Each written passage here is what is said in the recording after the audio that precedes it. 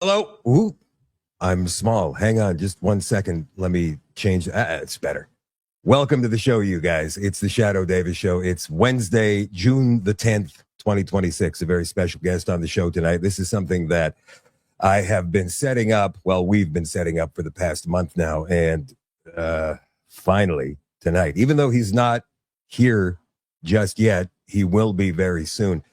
Our guest tonight is Matt Ehret. Matt is the founder of the Canadian Patriot Review, CanadianPatriot.org, and Canadian Patriot Press on YouTube, as you can see right here. He's got a lot of videos on this YouTube page, including the present danger of Hitler revitalization. As you can see right there, pictured as Stu Peters and Nick Fuentes, who may or may not be telling the truth here. Matt is a researcher. He goes deep into these things. He can spot psy-ops. He understands what's what in the world. And that is the reason that I wanted him on the show tonight. Also, his latest video is called Black Sun Rising, the Esoteric Roots of Fascism, Past and Present. We're going to show you a clip of that in just a moment. Matt is, like I said, a writer, a producer. He is a journalist, a lecturer, and founder of the Canadian Patriot Review, BRI expert on tactical talk and senior fellow at the American University in Moscow. We're going to bring Matt on in just a second. But first, I want to give you guys this clip from his newest piece, his newest video called Black Sun Rising. Again, the esoteric roots of fascism, past and present.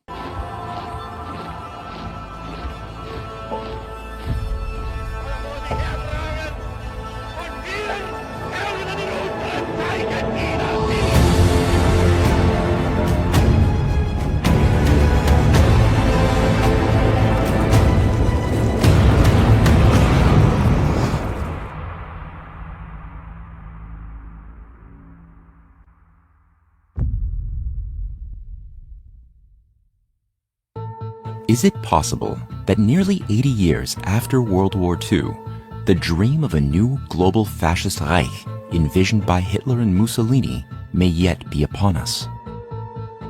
With the increasingly unavoidable reality that much of our history has been composed of nothing but dark lies, the popularity in conspiracy theories has grown in leaps and bounds.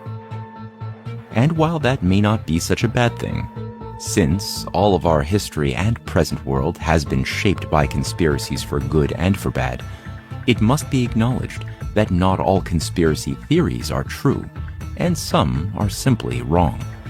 But how do we differentiate the false from the true?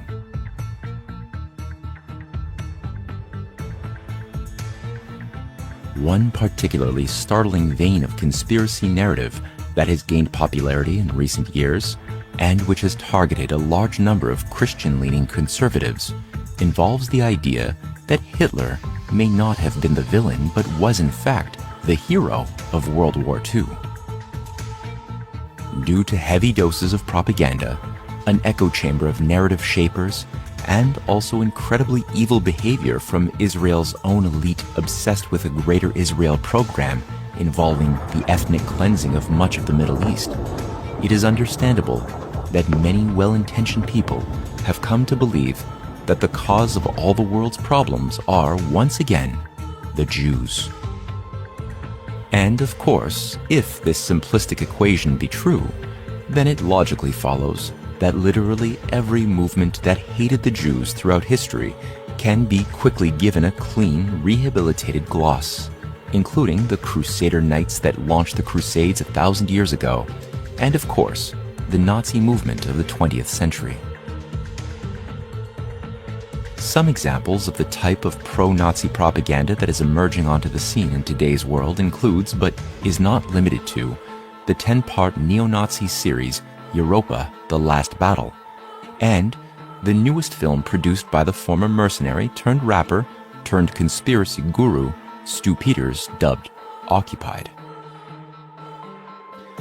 Influencers like Nick Fuentes have arisen, seemingly out of nowhere, garnering tens of millions of followers who don't mind the fact that the young provocateur loudly asserts that Hitler was a cool, patriotic leader who led a cool, patriotic movement to restore the dignity of the German population. And let's not forget Kanye West, who has released clothing lines featuring swastikas and has featured Hitler's speeches infused into his popular music.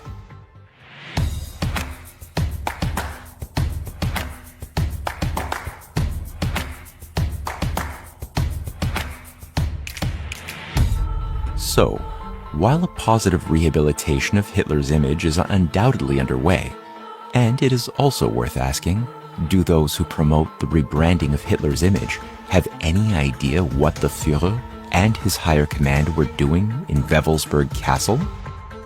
Do people know why the black magicians of the Thule Society and Himmler's New Templar Order were attempting to invoke demons to help usher in an age of Kali Yuga, resetting all of humanity for a 1,000-year Reich?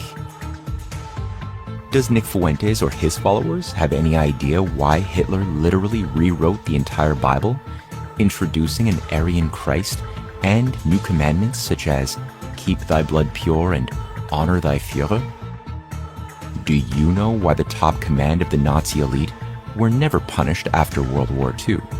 And why organizations like NATO, the European Union, or even US and British Special Forces continued a Nazi vision for creating a reset of all of human civilization, in most cases directly under Nazi supervision throughout the entirety of the Cold War?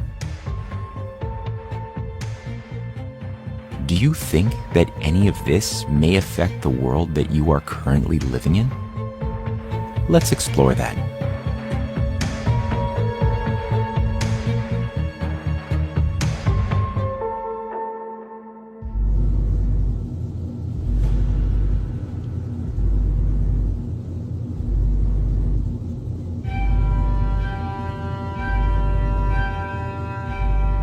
You know what, Matt? That seems like a great starting point. Why don't we begin there? That was intense. That's an intense way to start a show. Yeah, sure. Absolutely. Dude. Seriously, man. You know what I want to do? I want to start at the beginning, and that means welcoming you for the very first time to the Shadoe Davis Show. Thank you for coming on tonight. Appreciate you taking the time. Yeah, thank you for reaching out and inviting me. Yeah, it's this is something I've been wanting to do for a while, and I'm so happy we're finally able to set it up for tonight. I want to start at the beginning, though, and that means for a lot of our audience that's brand new to this, there's some people that, they know there's something going on. They're grade one, really. They're on page one, chapter one of this whole thing, whereas, some of us are a little bit more further advanced, and you seem to be right at the end of the book series. So you pretty much know what everything means, and I'm sure you even still have some questions, but you've dug very deeply into this. So a question that a normie might have when somebody like us would say, oh man, they're doing it again, or this is them, they're doing it. The normie would say, okay, who's them exactly? Which generally leaves us without an answer, and we're kind of sputtering at that stage of the game, right? Like, well, it's the cabal, it's the group of them, right? And so how do we answer that exactly? Well, because there's a lot of moving parts that all kind of are different aspects of the one thing. It's that oneness that unites the moving parts that people, I think there's been a lot of work to make it difficult to get the mind around that, as far as a continuous agency that has been exerting influence, always in a very bad way, for hundreds, if not thousands of years. So I think if you go back to a lot of the writings of Herodotus, of Plato, of Socrates, well, Socrates didn't write, Plato wrote the dialogues with his master as a personality within the dialogues. But a lot of the ancient writers, Aeschylus also wrapping a lot of these truths and insights into his plays like Prometheus Bound, on the Persians, the Persian War, and the actual battles that Greece had waged against the Persian Empire. We're talking here 400, 500 BC. There's a lot of insights that people miss that would give them an understanding about the nature of the structures of power that maintain a continual existence and modus of operandi over the course of many civilizations that it latched onto, that it infiltrated, that it took over, that it turned into an empire, a seat of what's known as a martial lord, as the Babylonian priesthood referred to Persia as its martial lord once Cyrus was brought in and paid fealty to the temple, the high priesthood of Marduk. That was one of the things that Cyrus did when he was basically starting off the new Persian Empire, which for a couple of centuries became the primary conduit for that old Babylonian priesthood to exert its influence onto the world in an attempt to do what Babylon failed to do. So the answer to the question then to the normie would be Babylonians. It's Plato. Yeah. Well, it's the Babylonian priesthood. It's a system of Babylon, I think, and there is a system of bloodlines that maintain a continuous inbred continuity that try to create myths about them somehow being of a superior nature than the slave families that are born from less pure stock, let's just say. So, there's certain stories that are cooked up, concocted to justify whether or not, I know what one thing which is a hot topic in certain elite circles is the idea that Jesus didn't actually die, that he continued to have babies with Mary Magdalene, that those babies were protected and became the progeny that gave rise to the different bloodlines of the noble caste, the royals of Europe. The Da Vinci Code, right? Da Vinci Code. Yeah, well, the Da Vinci Code, exactly. That was a popularization for the mass mind of something that was held for centuries to be a truth for the inner elites. So like one of Dan Brown's books that he used to formulate his so-called piece of fiction was Holy Blood, Holy Grail, co-written by a guy named Michael Bagnon in 1981. And this book, Michael Bagnon himself was a Grand Master, a high-level, high-ranking official within the the Quator Coronati Grand Masonic Lodge, the United Grand Lodge. So the Quator Coronati, for those who don't know, was set up in 1882 by the emissaries of King Edward VII, including Sir Charles Warren, who did the first excavations of Solomon's Temple in Palestine back in 1863-64. Sir Walter Besant, the handler of Annie Besant, his sister-in-law, who he had positioned to be the head of a very powerful, influential organization called the Theosophists. She was a Fabian Society member. And her handler was the treasurer of this Quator Coronati Lodge. And so the entire biblical archaeology system originated with these Freemasons who were of the belief that, again, they were Gnostics. They didn't believe Jesus died. They believed that there was a secret bloodline maintained by certain secretive orders that infused themselves into various royal families, and then justified why the royals were royal, why they were born of just better, why they didn't have to work for a living. Yeah. And why do we sit back and accept all of that, right? Because, okay, whatever, it's easier than just having to question it. And besides, there's a football game on tonight. So I don't, right? So they've been able to perpetuate this for thousands or at least hundreds of years is what you're saying here, correct? Well, it's the bread and circus. I mean, the control of societies and everything else that we're dealing with today, they have been able to do to different societies, whether it's the year 437 AD or 200 BC or the Dark Ages or whatever. This is how long this has been going on. That's amazing. My father couldn't even get me to believe what he was thinking about anything, right? So how is it that father has passed it down to son, to son, to son, to son for this long? It's incredible.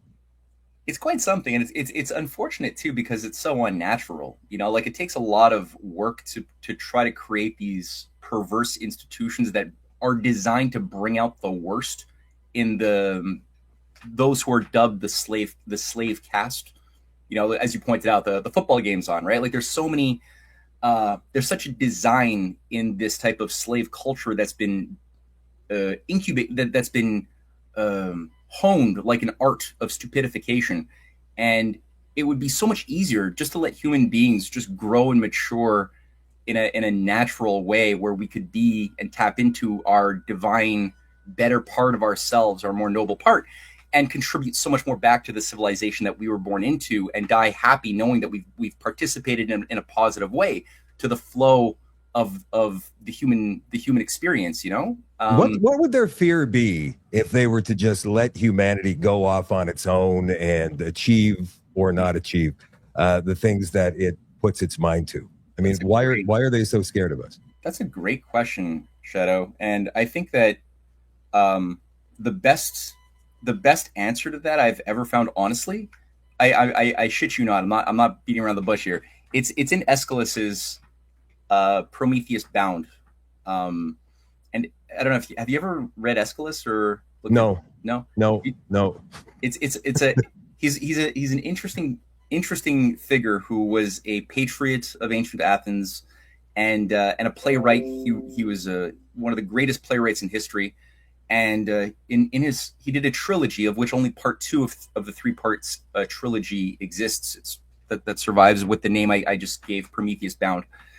And I think what he's intervening in a universal way, in a big way, by shedding light on the structure of why empire, why this oligarchical parasite needs to crush creativity and goodness, what its insecurities are. And basically the story, the way he opens up the story is that you have this character Prometheus who is being tied, he's being chained to a rock by the emissaries of Zeus.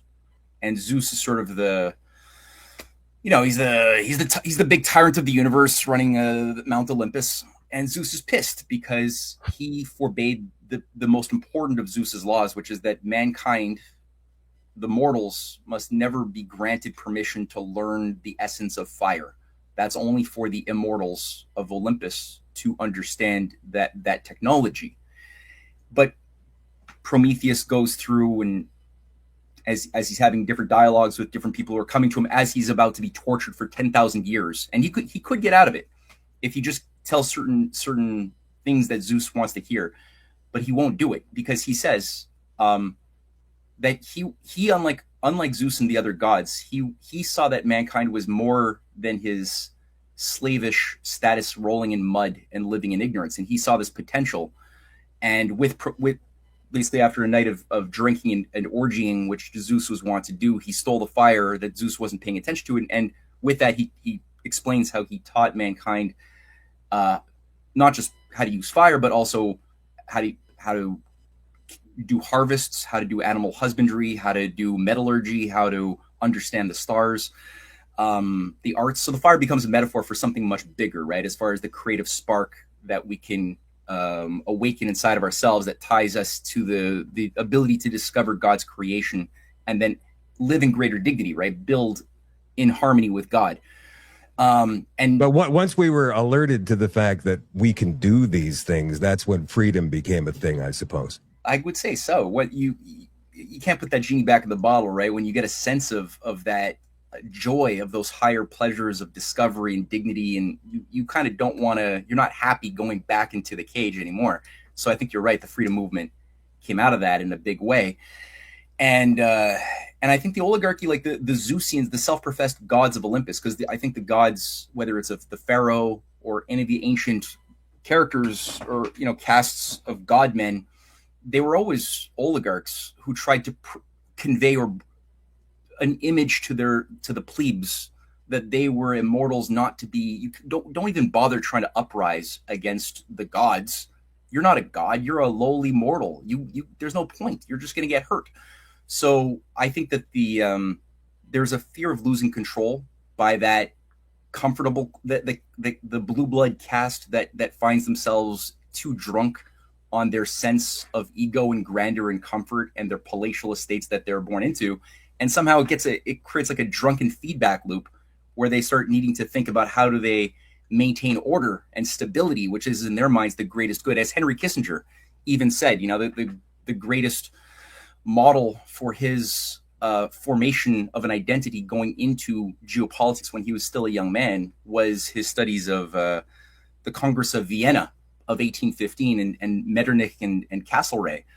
And he makes the point that in his mind, what made the Congress of Vienna, which was the restoration of the oligarchies in 1815 to stop the rise of revolutionary fervor across Europe that was spreading in the wake of the American War of Independence. Kissinger says, well, what made that so good is it was focused on the ethic of stability, of no change, of stasis. And stasis is the good. Anything that breaks stasis and creates uncertainty is thus bad in their weird formulation. So you see how then any evil that I do that that defends stasis and that prevents or that reduces instability becomes a good that is justifiable. So you could do acts of evil that are then tied to the greater good, and you can justify it for sure, right? You know, I mean, like, so this is like as it manifests itself today. We talk about the oligarchs of today, or the Zeuses of today. You've got the Elon Musks and the Peter Thiels and the Larry Finks of the world, who are, you know, very high up the food chain when it comes to status, right? And I suppose these guys want everything to stay the same, and they want to be able to control because they know best. Let me ask you this, though. I mean, in the mind of a billionaire, somebody like Elon Musk, and we've seen a lot of interviews with Elon Musk. We know that he's a transhumanist. We know that, you know, it's clear he believes that man and machine are going to merge one day. We can get into that a little bit later on. But do these guys feel as though we're insects? That the human race is nothing but a bunch of insects crawling around? Yeah, I think that that's a fair characterization of their thinking, I believe, overall. Ultimately, human beings, it's kind of like Soylent Green. I think if you want to get the idea of how the oligarchy thinks of human beings, watch the movie with Charlton Heston from 1971, Soylent Green. And it's you can just feel the misanthropic hate of humanity that just, it oozes out of the script. And the way that humans are just portrayed as these like overpopulated, global warming causing viruses, you know, and it's set in 2025, right? It's kind of eerie. And, you know, what are you doing? Like the whole movie is geared around Charlton Heston's character, this cop who's trying to figure out what is the Soylent company that's running our society, and what is the Soylent that's this delicious Soylent that we're all given rations of every day to eat. Where does this come from? And why are all of these old people getting getting medical assisted suicide so easily every single day? And, you know, Soylent is people, you bastard. He does a Planet of the Apes thing, right? Like, he's like, it's us, you bastards. You bastards. I swear to God, man, like, so here we are, the insects, trying to figure out who's the good guy, who's the bad guy, what is a psy-op, what isn't a psy-op, who's telling the truth, who's bullshitting us, right? So, you know, the clip we played earlier, you mentioned Stu Peters, and you've got Nick Fuentes in there, and these guys rising up with this new revitalization of Hitler as the good guy of World War II, which is interesting to me. And that series, actually, what's it called? Europa, that 10-part series? Yeah. Which I have watched and found interesting. I'm not sure if it's absolutely historically correct or not. Can you verify? Yeah. Well, that's why I did the movie. So the little trailer that you played is the opening of a broader 75-minute film we just released last Saturday, my wife and I, and Jason Dahl, our Yukon-based filmmaking genius that we've been I got to tell you, man, like the stuff you put up there, it's absolutely top-notch, like amazingly produced, very well done. So congratulations. Thank you. And again, big praise to Jason Dahl, who's the multimedia guru that we befriended, and has been making a lot of our ideas into these beautiful documentaries that just blow me away every time. So thank you. But that was part of the impetus, was the fact that I could see, I watched most of the Europa series. I think I got about halfway through, and I saw the influence it was having because it went viral. And so many of my friends, my followers, were writing to me very confused, like asked me questions when that came out in 2022, I guess now, or 2023. Asked me questions like, hey, maybe Hitler really was the good guy. Maybe Hitler actually was the hero. And you know, I had to watch the movie to figure out, why are they thinking this? And straight up, like, the image of Hitler that we have been given in the mainstream history is full of holes. Like, it's kind of this cartoonish evil supervillain type of character, which is clearly not true. It's full of fallacies. The official story is full of fallacies, but it doesn't mean he's the good guy, right? Either. And that's part of why we decided to really focus on the black magicians, the inner sorcerers at the inner core of the SS, of the rise, what gave rise of fascism more generally, in the wake, especially of World War I, but also specifically of Nazism, its German variation. Okay, so what is the difference when we talk about fascism? Because we got all these brown shirts marching around out there these days, protesting whatever happens to be the next thing, and they're calling everybody fascist, right? For just asking a question, and I don't believe they know what the definition of that word is. But I want to hear from you, and because you mentioned that Nazism is just the German variant of fascism, right? Yeah, it's one of many. You had, like you said, there's the Mussolini black shirts. Mussolini had a version in Italy of corporatist fascism that was a little bit more Catholic oriented. You had versions in Quebec, like Adrien Arcand, the Quebec Führer in the 1930s and 40s, who had the blue shirts. And he was very much more of a pro-Vatican Catholic variety, less corporatist, a little bit more of the German Nazi socialist type. Nazism, they had their own Reichsbible. So Hitler literally rewrote the Bible, created a new sanctioned Bible that I alluded to there, that got rid of most of the Old Testament, rewrote the laws to keep thy blood pure, honor thy Führer, a few other things too. And again, the French had their own synarchist form of fascism under the Vichy France. It had a slightly different flavor, a little bit more inclined with what the American Legion was when it was set up in 1919 as modeled as a fascist regime. So it's an ideology that mutates depending on the region or the people. Yeah, it has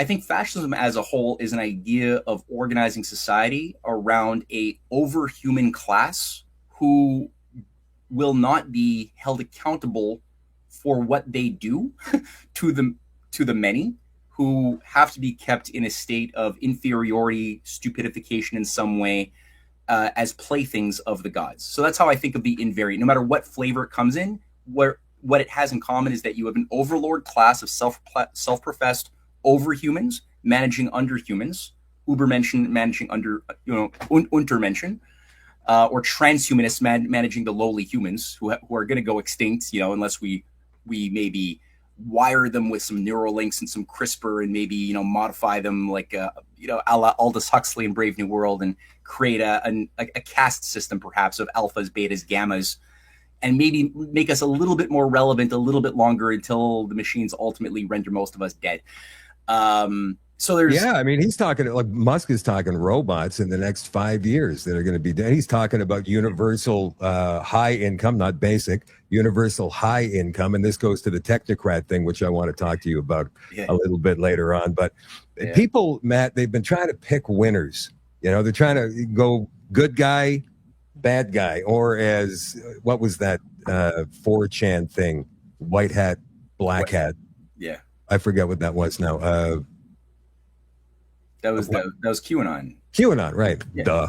So, who are there good guys out there? Guys who are actually trying. I know that when you go through history, you mentioned Roosevelt was actually somebody who was trying to bust the city of London's oligarchical control over the entire world, and maybe Reagan before he got shot, and a few other highly placed politicians over the years may have been people who were working against the system. So who do you see as, because you look at this, you look at this through a very different lens than the rest of us do. Who do you see as somebody who's working towards the greater good of humanity as opposed to somebody who's just trying to keep us down and control us? Well, let's. Or are they all just titans fighting with each other and they don't give a rat's ass about it? No. There's good humanity. There's mensch. I think so. Maybe we'll rather than tackle that directly with an assessment of different individuals who I think have merit in the present moment in history. Donald Trump. Do Donald Trump. I'm weary. I'm kidding. I appreciate what you're saying. I appreciate it. But I think part of the thing of the oversimplification and stupidification of our idea of what is good and evil. Like good and evil it's a profound philosophical idea, and it does exist. There is such a thing as good, and there is such a thing as its opposite, evil. But it's not something that we can sort of get the essence of through the kind of comic book, DC comic, Lex Luthor, Superman, World Wrestling Federation, you know, the Hulk Hogan is clearly the good guy. The Undertaker is clearly the bad guy until they switch, right? And, yeah. And then they're having beers backstage anyway after the show's yeah, over. Right. So I think that there has been an acclamation of our minds to get an overly simplistic and thus naive and false notion of what either one of those terms, good and evil, and its representatives are. Oftentimes people are mixed bags, you know, like it's not like you typically don't have this perfect being of goodness and pure light in general throughout history. You have people who sometimes they're on a wayward path and they discover something inside themselves that they want to, you know, work on and make better and to grow. And John F. Kennedy had his problems. Martin Luther King Jr. had his problems. Franklin Roosevelt, Teddy, everybody has problems, but what made them, I think, very dangerous to the oligarchy is that they tapped into this Promethean spirit within them. The Promethean archetype is something that everybody has as a natural state in our latent in our soul. And it's whether you feed it or you don't feed it and you stifle it that will determine to what degree it awakens. And, you know, when you look at John F. Kennedy, you listen to his speeches, you look at, you read the speeches of Lincoln, you know, and look at what he did, what types of risks he was willing to take, what types of security he was willing to lose as far as even his own life and being self-aware that he was willing to. And they were all very much aware that their life could end based on the choices that they were making, but they were more willing to do that than to live a long life with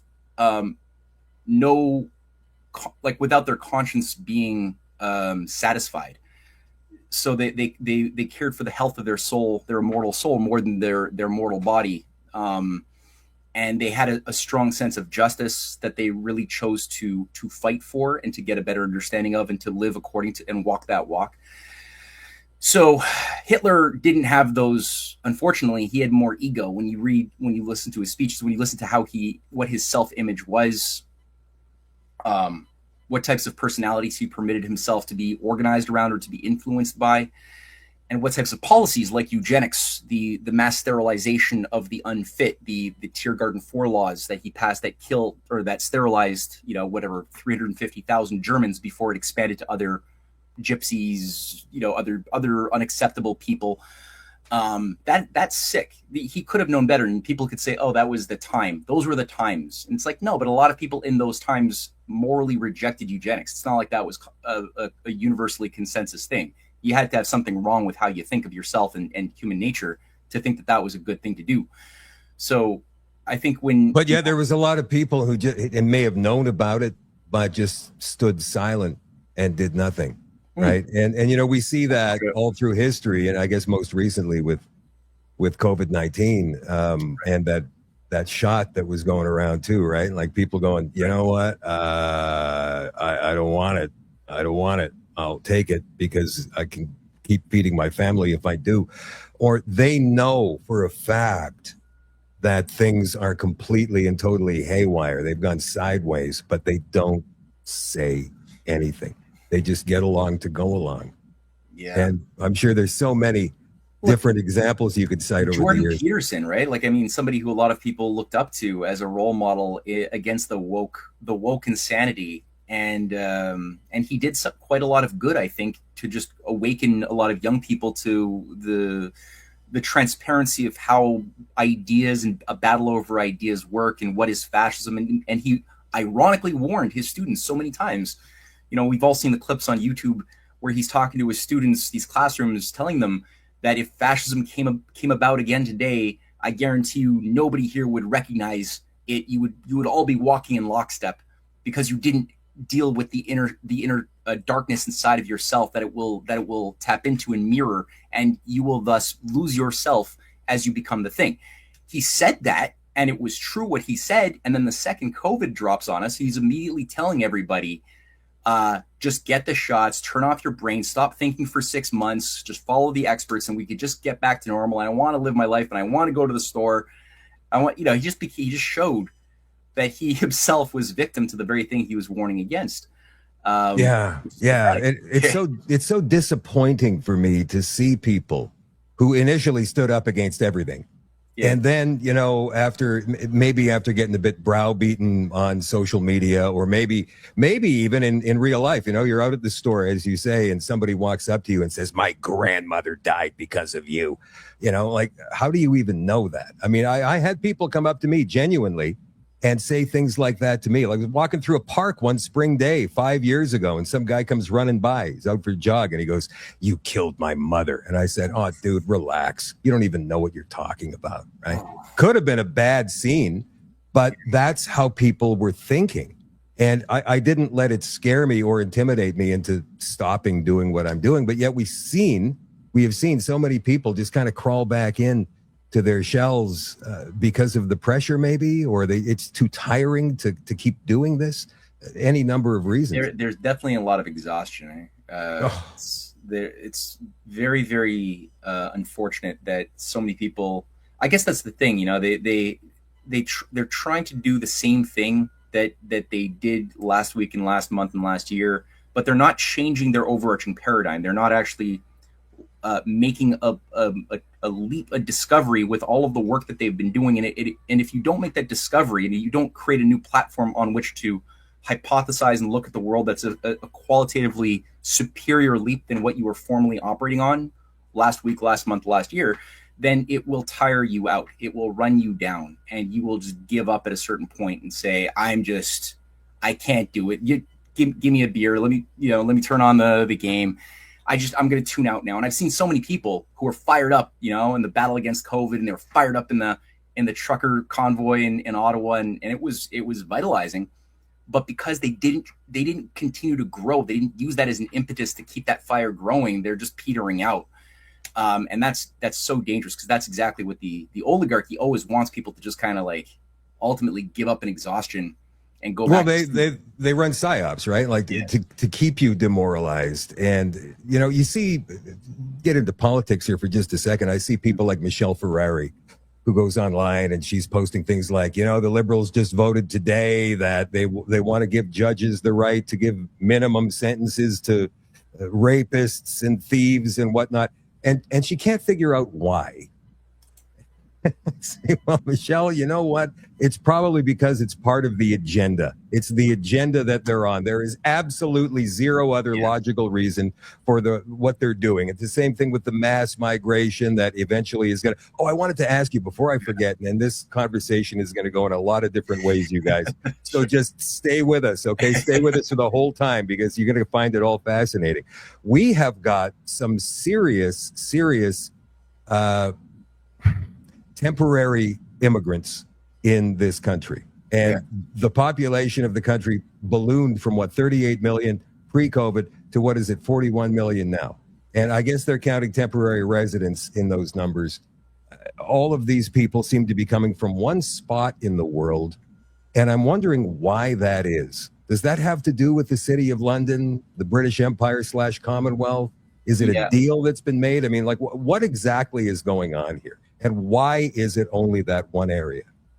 Well, yeah, you do have a. I mean, I don't want to get your show canceled. I don't know if you're streaming on YouTube or whatever. Dude, go ahead, man. Yeah. If I get canceled, just start a new channel. I've had 4 YouTube channels like blown up in the past 5 years. This is my 5th one now. So if I get another one blown up, I'll just start another again. Well, this may not be so for both in these days anyway to talk about this, but there has been. It's often played out a little bit, but there is something known as the Great Replacement as an agenda. That is a thing that's been thought through. Some have called it the Kalergi Plan, the Coudenhove-Kalergi Doctrine, as one aspect of what this thing is. If you could read even some of the official policy papers adopted by the UN and commissioned back in 2000 by Eric Weinstein, one of the founding fathers of the intellectual dark web. He was working for the UN. And he was commissioned to draft their official policy document on basically mass immigration and weaponizing mass immigration, which was adopted. It became UN policy. And this is something that then created a crisis, by a very foreseeable crisis, where you, on the one hand, will Like, duh. I mean, how could you not see this? You could talk to anybody on the street and say, okay, so we're going to bring this many people from this country, a different culture, and we're going to pour them into your country. Yeah. And then we're going to see what happens. A great experiment. And it's always the same result, you know. I mean, of course, if we have abundance, if we're in a society which is abundant, it's industrial, productive, abundance creating, future oriented, we can absorb a lot of people. Like, it's actually doesn't, like, that's where America had their Statue of Liberty principle, and, you know, give us your weak, give us your oppressed, and people flooded into the land of the free in the end of the 19th century, early 20th century, because America still had a much more optimistic, oriented, future, oriented vision, and it was able to take on a lot of those foreigners. There were obviously fights, gang fights, Irish versus Italians and whatever. Hey, yeah, there was the ugly part of it, but overall, over a few generations, people were able to integrate to become productive members of society. And, there's more play if you have abundance, if you have scarcity, if you have a controlled demolition of the economy. So there's more scarcity, fewer jobs, more uncertainty, more fear of the future, more fear of, am I going to feed my kids? And then on top of that scarcity, now you have more bodies coming in from other countries. From, as you pointed out, a lot of it comes from one particular country, but so you got, Indians coming in, you got people also from North Africa, from the Middle East coming in, from countries who, it's like, there's levels to this, right? Because why are they coming in? Are they coming in because they just hate their countries? Not really. Like, most of those people, if they were given the choice, would rather probably stay in the countries that their grandparents were born into, except that for the case of, the Syrian refugees, that get funneled into Europe, or Libyan refugees into Europe or Canada or the US. A lot of these countries, we blew them up. We just blew up their countries by design for 20 years of bombing Iraq, and then bombing, regime changing Libya.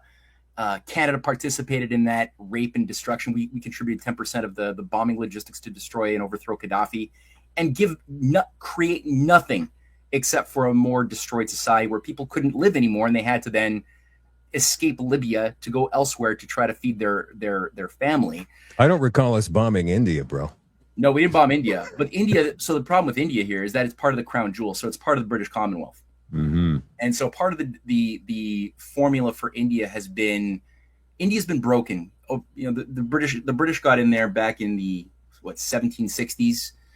And over the course of the British dominance of India, they nominally gave up, they gave them political independence in 1947, but it came with some big strings attached.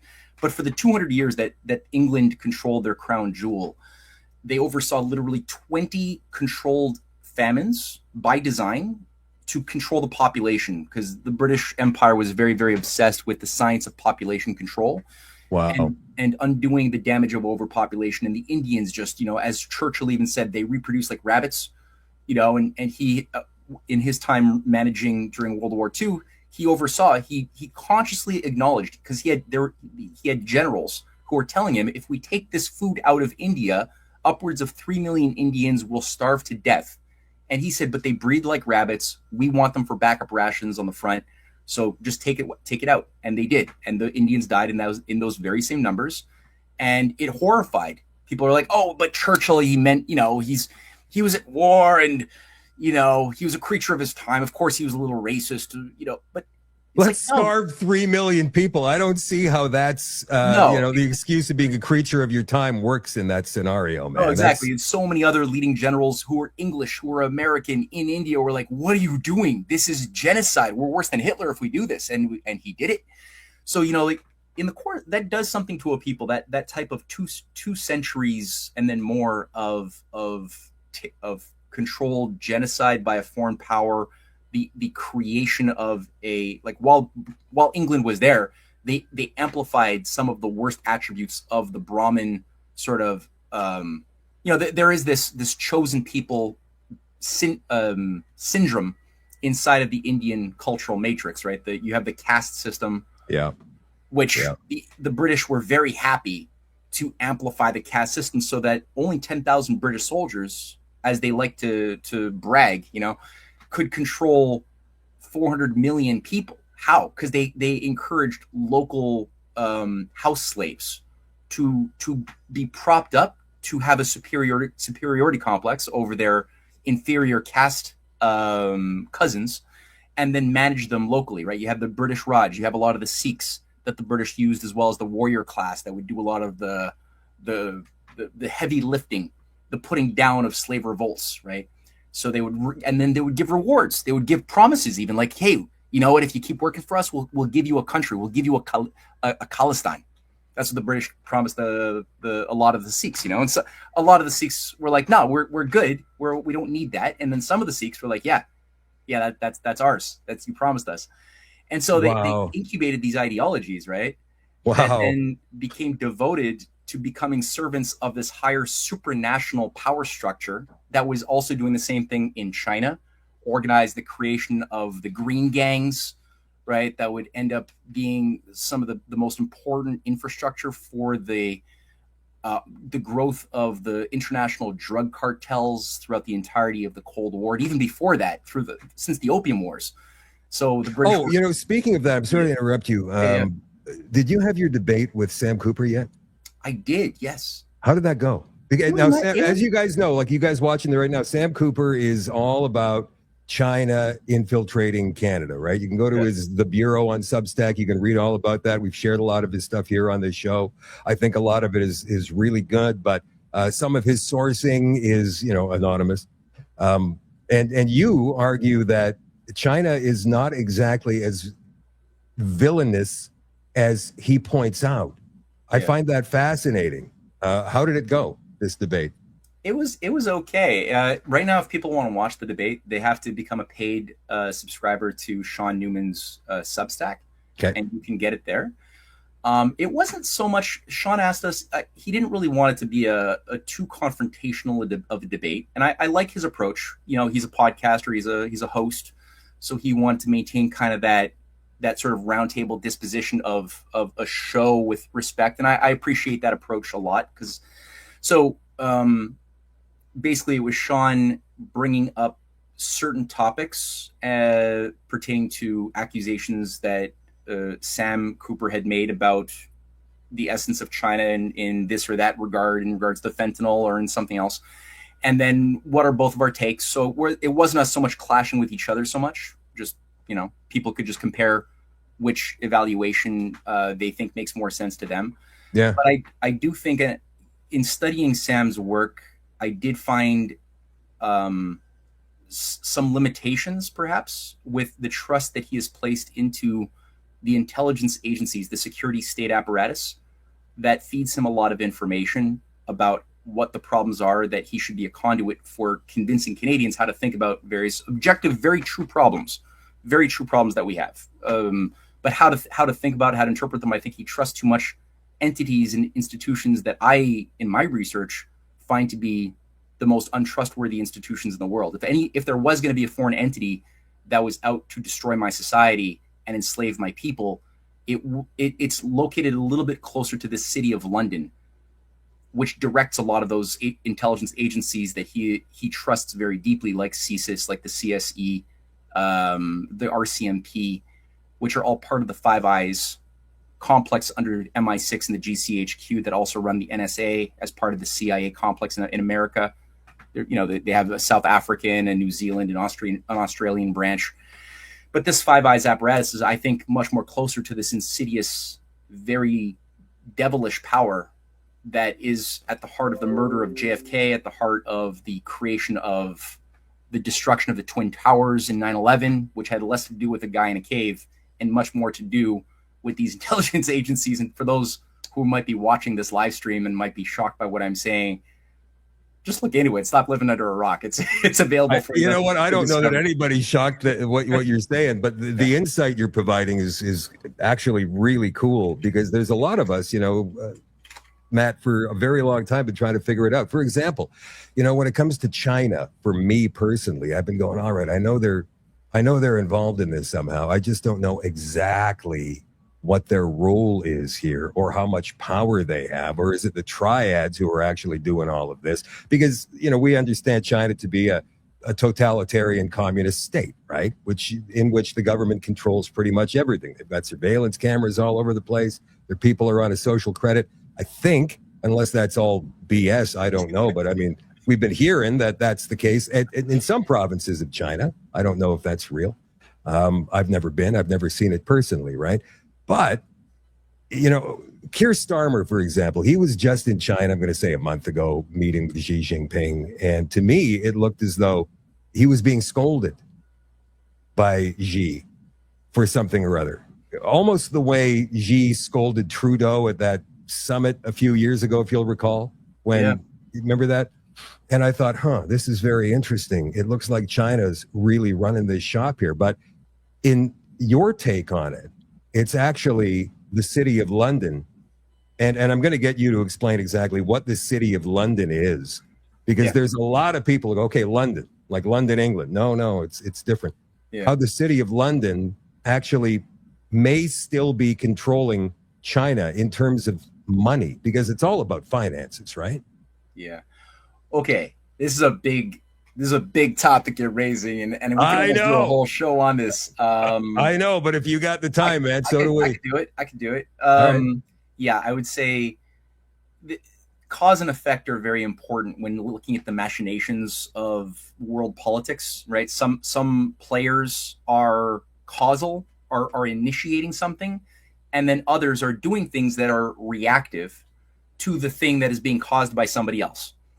And what is often done in the reframing for us media consumers, people trying to make sense of things, is that you have narratives concocted that then will often do a little switcheroo, a little sleight of hand, which will make it seem like those who are reacting are actually the ones who are causing the bad. And I would say, for when I map out the history, like in a hockey fight, you mean? Like the person who reacts is the one that gets the penalty? Right. That's a great example. I'm going to use that. That's amazing. That's a perfect example. That's of course before the instigator penalty became a thing. Anyway, I'm sorry to interrupt you. No, that's a perfect example, right? One thing, there's so many angles to approach this. I brought up, so one of the biggest lies that I think has been one of the biggest lies, there's two big lies. Number one, that the Nazis didn't win World War II, and World War II was won by the good guys, game over. That's not true. Most of the Nazis were not punished and were simply repurposed by Allen Dulles, by the British MI6, given new assignments in Argentina, in Project Paperclip, in NATO. Like, for example, 8 consecutive Supreme Eastern and Central European Command generals from NATO were all unreconstructed Nazis from 1958 until 1983. All of them unreconstructed Nazis. The entire Reinhard Gehlen, Hitler's top intelligence officer, his top killer, had his whole network re-empowered to run the West German intelligence agencies all the way up through the 1980s. And his progeny continued to do the thing. So it's called the NATO Secret Armies. It's a global paramilitary, highly financed apparatus. Books have been written about this. Colonel Towner Watkins, my wife, have written books about this. Very, very well documented. And one label for it is Operation Gladio. And that's one way to account for why so many people, like, second, third generation spawn of Nazis, find themselves in high positions of power, like Chrystia Freeland, whose grandfather was the top propaganda, like the Ukrainian Goebbels in World War II, or why Blaise Metreveli, the current director of MI6, her grandfather was Hitler's butcher, the top Nazi Waffen SS officer in Ukraine as well. And there's many more. Ursula von der Leyen. Don't ask what her grandparents were doing. Don't ask what Francis Mertz's grandparents were doing, right? But and the list is a big list. And the banks that funded Hitler, the Wall Street, the London banks, the Swiss banks that funded Hitler, were never punished. They continued to exert massive influence after World War II. So it's not like they just cleaned up their act.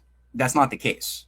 But they were always conduits. They were always agencies for a higher purpose. They weren't there. Making money wasn't their ultimate end game. That's not why the Bilderberg Group was put online. That's not why. What does Klaus Schwab mean when he talks about the fourth industrial revolution?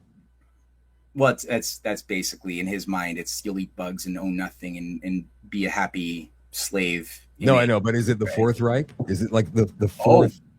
Is that what that is? Right. Maybe there's a little inside joke there. That's very possible. Yeah. I don't know. I mean, like that. Very possible. But so the other thing here is that that's the number one lie.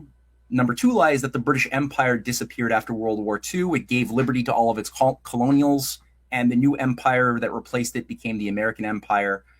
That's also a concoction. There's a degree, a smither of truth to that, but not the way people realize.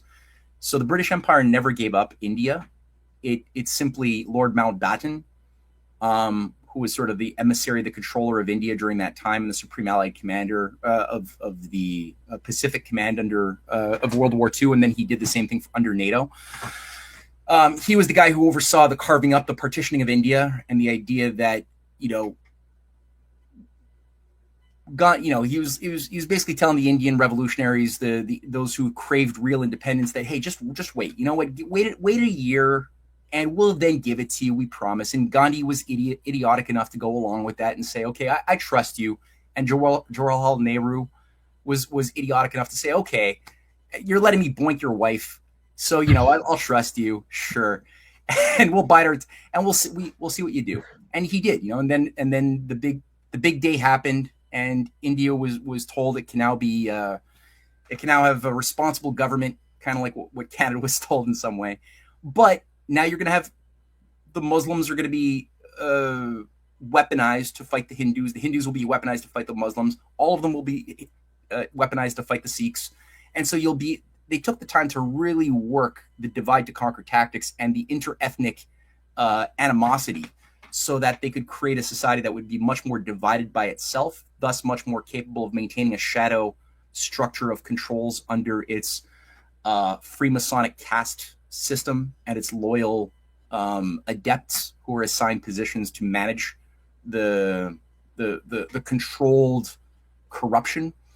And they did the same thing elsewhere too. Like Britain said, okay, now we're not an empire, we're going to be a commonwealth. But the actual agencies that allowed the empire to exert influence on the world was never simply the outward funny, the red coats, the funny hats. It wasn't any of those outward things. It was always the city of London is, and like you said, people get confused with the word City of London. Why is this such a big deal? It's the Big Ben. It's like, no, it's not Big Ben. This is a reference to look, kids, Big Ben, Parliament. Yeah, sorry, I have to get that European vacation line in there. Please continue. But yeah, no, it's an ancient square mile that has supranational powers and has enjoyed these supranational powers since, I think, honestly, since the time of Roman Londinium. When London was Roman Londinium, it was also the ISIS cult center. That's why the river Thames is also known today. It has a second name. It's called the River Isis, because it was the center of the ancient ISIS cult. That was a very powerful ancient mystery religion that back like 2,500 years here. Yeah, we're talking. Well, when Roman Londinium was a big thing, it was like Julius Caesar was setting up shop. We're talking like maybe 50 BC here. Okay, 2000 then. And they subdued the pig. 2000. It's just a flash in the pan. But there has been one control hub of power in this particular geographical area that, by the time of the 8th, 9th centuries, became increasingly a banking hub, whereby you had guilds, these different family-run guilds that each one had a certain fondi, a certain estate that was managed by a committee, tied to certain, again, secret societies that would maintain the continuity.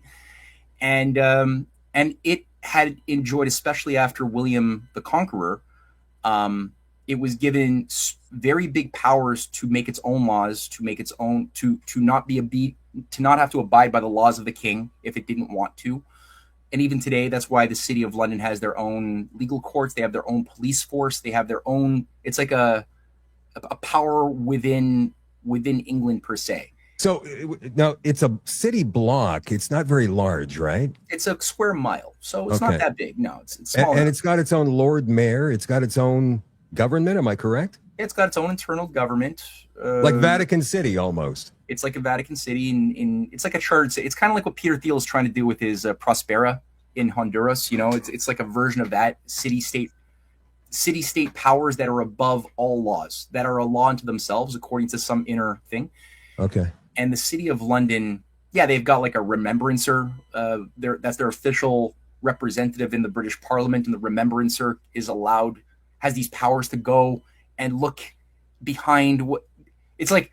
Anybody who's a member of Parliament has to be submissive to the remembrancer, who's allowed to like look over their notes, read their policy papers, make suggestions. What? Yeah, the remembrancer. There's actually a movie called the Spider's Web. Okay, I've heard of that. Yeah, it's I think for free on YouTube. People could watch it, and it does a good job going through the power of the City of London as far as the shell companies, the offshore operations in the Cayman Islands, the Isle of Man, basically also Wall Street. If you look back at the origins of Wall Street itself in the United States, it wouldn't be incorrect to call it a fifth column of the City of London since 1802, when it was created by Aaron Burr, who was the same guy who soon thereafter killed Alexander Hamilton and tried to, create a civil war and carve up the United States into two separate countries that would both be absorbed back into the British Empire and undo 1776. That same Aaron Burr is the founding father of Wall Street, of the Bank of Manhattan. Holy shit. So Yeah, wait a minute. The American Civil War, was that a British operation? Oh, yeah. Oh, that's a whole different thing. That's a show. You said you want to have a few shows. Let's put that on the list. Yeah, okay. We'll break that down. Definitely. I want you back like as a semi-regular on this show, man, because there's so much stuff. So we're talking City of London. Is the City of London completely exempt? Like, does it exist as its own country, as its own city-state? Is it exempt from the UK? Is it part of the UK? Is it part of the Commonwealth? It's a gray area. It's a gray area. They don't have to, like I said, they don't have to abide by any particular laws of the state per se, because they have their own internal laws, but they are officially part of legally the entity of England per se. So that's a weird thing, right? Of the UK. So it's a weird thing. I don't even fully know how to wrap my mind around it completely, but England is very much one of the other aspects of what gained them their power is their ability to use arbitrary logic that is irrational to justify power. Like, for example, why is it that the ruling monarch? So the ruling monarch, everything is kind of organized around the fount of all honors. The crown is the fount of all honors. So all honors, all authority for law, why law should be respected in any part of the British Commonwealth system, is entirely rooted in the ultimate final cause, which is the crown says so. The crown gives the power to this institution to have a corporation, a crown corporation like the Bank of Canada or whatever, to be a thing that should be respected and enshrined within some legal codes or another, within a charter or what have you. That's absurd. That's absurd. Like that means that King Charles can't have a driver's license, because the reasons why driver's license happen, that the reason why they have any pull or weight in law is because the crown exists. So the crown can't have a driver's license. They have a license to kill even. There's nothing. And they can also give those powers. They can give it to emissaries that they select. For example, the governor general or a lieutenant governor also enjoys those very powers of the crown, because they are legally the crown's power inside of any particular region that would need to be managed on behalf of the empire per se, right? It's not that's insane. How much money do you see? I know that you have done some events or maybe some live streams with Susan Kokinda and Barbara Boyd of Promethean Action. And myself and the viewers here, we've recently discovered them, like maybe 6 or 7 months ago. And they've exploded all over social media, which I think is great. They're a bit of a MAGA channel, right? But both very experienced and have been watching the world of geopolitics for quite some time. And they may be associated with the LaRouche organization as well. I'm not sure. Harley Schlanger. I've had him on the show before. What a great guy. And they always talk about the city of London and the war with Donald Trump. This is their thing, right? So, you know, the Strait of Hormuz was always a City of London operation through Lloyd's of London. The Panama Canal, you know, they're funneling their money through Venezuela. I mean, the Ukraine war, obviously, they're getting rich off the Ukraine war with all of the munitions that they're forcing into that area. There's so many different things about the City of London. Is it still that influential in the world that they can actually take on a country with the might of the United States? Well, or is this completely off base? No, and I am very familiar with all of those personalities that you mentioned. They aren't exactly, just to clarify it for the audience, they aren't officially working together. I think that they've split off. So the LaRouche organization and the Promethean Action, they did stem from the same source a few years ago, but then they broke off because they had different ways of looking and thinking about the world. But they have a lot in common too. There's a certain common philosophical view that they both share, that I also share, about the idea that, you know, human beings are made free, we're made good, we're endowed with a destiny to be liberated, or to liberate ourselves from the shackles of this ancient evil. So I think that they all agree on some of these core fundamentals. Where they diverge, I think, a little bit is on their interpretation of what is animating the Trump team, what is animating Eurasia, China, Russia, elements like that. Whether that can be reconciled or not, I don't really know. I used to be involved with them about a decade ago. I spent about 8 years or 9 years myself volunteering with them when I was younger, from 2006 until 2016. And I learned a lot, and I grew a lot. I would say I wouldn't be the person I was today were it not for that experience, which you can't really get very easily in this kind of culture, right? No. No. I mean, there's very few people like us out there, and even more exclusive, you. I think you're one of these very unique people who flies between the different stratas of reality out there, and you're able to piece it together so well. And that's one of the reasons I've been so anxious to have you on the show for so long. So is the City of London at war with Donald Trump right now? What's your take on that? Okay, so I see it. And you know what? You don't have to give a final answer. No, I'm not good at giving final answers anyway, but I'll give it to, like, I try to speak it as far as letting people know how I'm hypothesizing things, because I don't. There are things I still have unknowns in my mind for, but I'll try to make it clear how I'm hypothesizing it. I was much more supportive and optimistic about Donald Trump in his first term. Since his second term, and I did champion his victory. I did my part to try to, you know, support his reelection, and to whatever degree, limited degree, I satisfied my conscience, because again, I look at his first term, and I saw a lot of evidence there that there was something very legitimate, something I recognized as part of a historic tradition inside of the United States that was being reawoken, that I could see in the language he was using, and some of the policies and the orientation that he had, especially the orientation to keep the transhumanists away. In his first term, he actually did quite a bit to ensure that the Elon Musks, the Peter Thiels, the Larry Ellisons were kept at arm's reach, not really allowed to be near power. He was going out of his way to provide a policy that would help the United States harmonize its economic situation with nations that are trying to survive the current storm, like Russia, like with China. Russia and China are like very close brothers. They have a survivors alliance, and they've had for years. And I saw that Trump was working hard to do that with both Xi Jinping and Putin.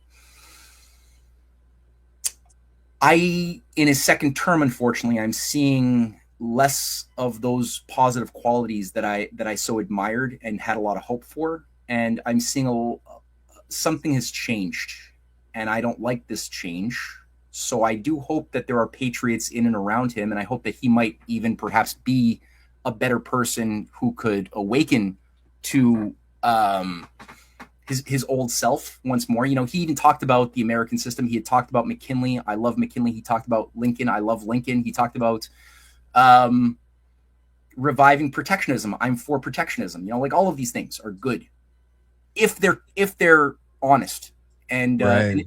and that's the unfortunate thing right now. So number one, the world is going through a massive restructuring. That's definitely happening right now. New World Order. Yeah, but it's an underdefined order. We know that the Henry Kissingers, we know that the emissaries of the Western oligarchy that have been working so fervently for so many decades to bring this about have a very, or you know, it's a mixture of like Orwell and Huxley's Brave New World as far as what they want this world order to be, with regions, fascist regions of techno-feudal structures that would then be coordinated by a higher control. H.G. Wells outlined this in his World Brain and The World Set Free, and his Open Conspiracy, but especially the World Brain book that was sort of a manual for the Open Conspiracy. But you have different ideas that are not in harmony with that Orwellian New World Order that involve the idea of protecting the sovereign nation state, having a world based on authentic cooperation, based on big projects to harmonize self-interest instead of going to war, look for ways to like build things. That's good. That's much better, and to create abundance instead of scarcity, and you know that's I think healthier as a way of doing things. The City of London, I think that they're partially looking, because the empire is not geographic, right? It's like the thing that became the British Empire that latched on. It had this area of the square mile as a geographic area, but for many centuries it wasn't the thing.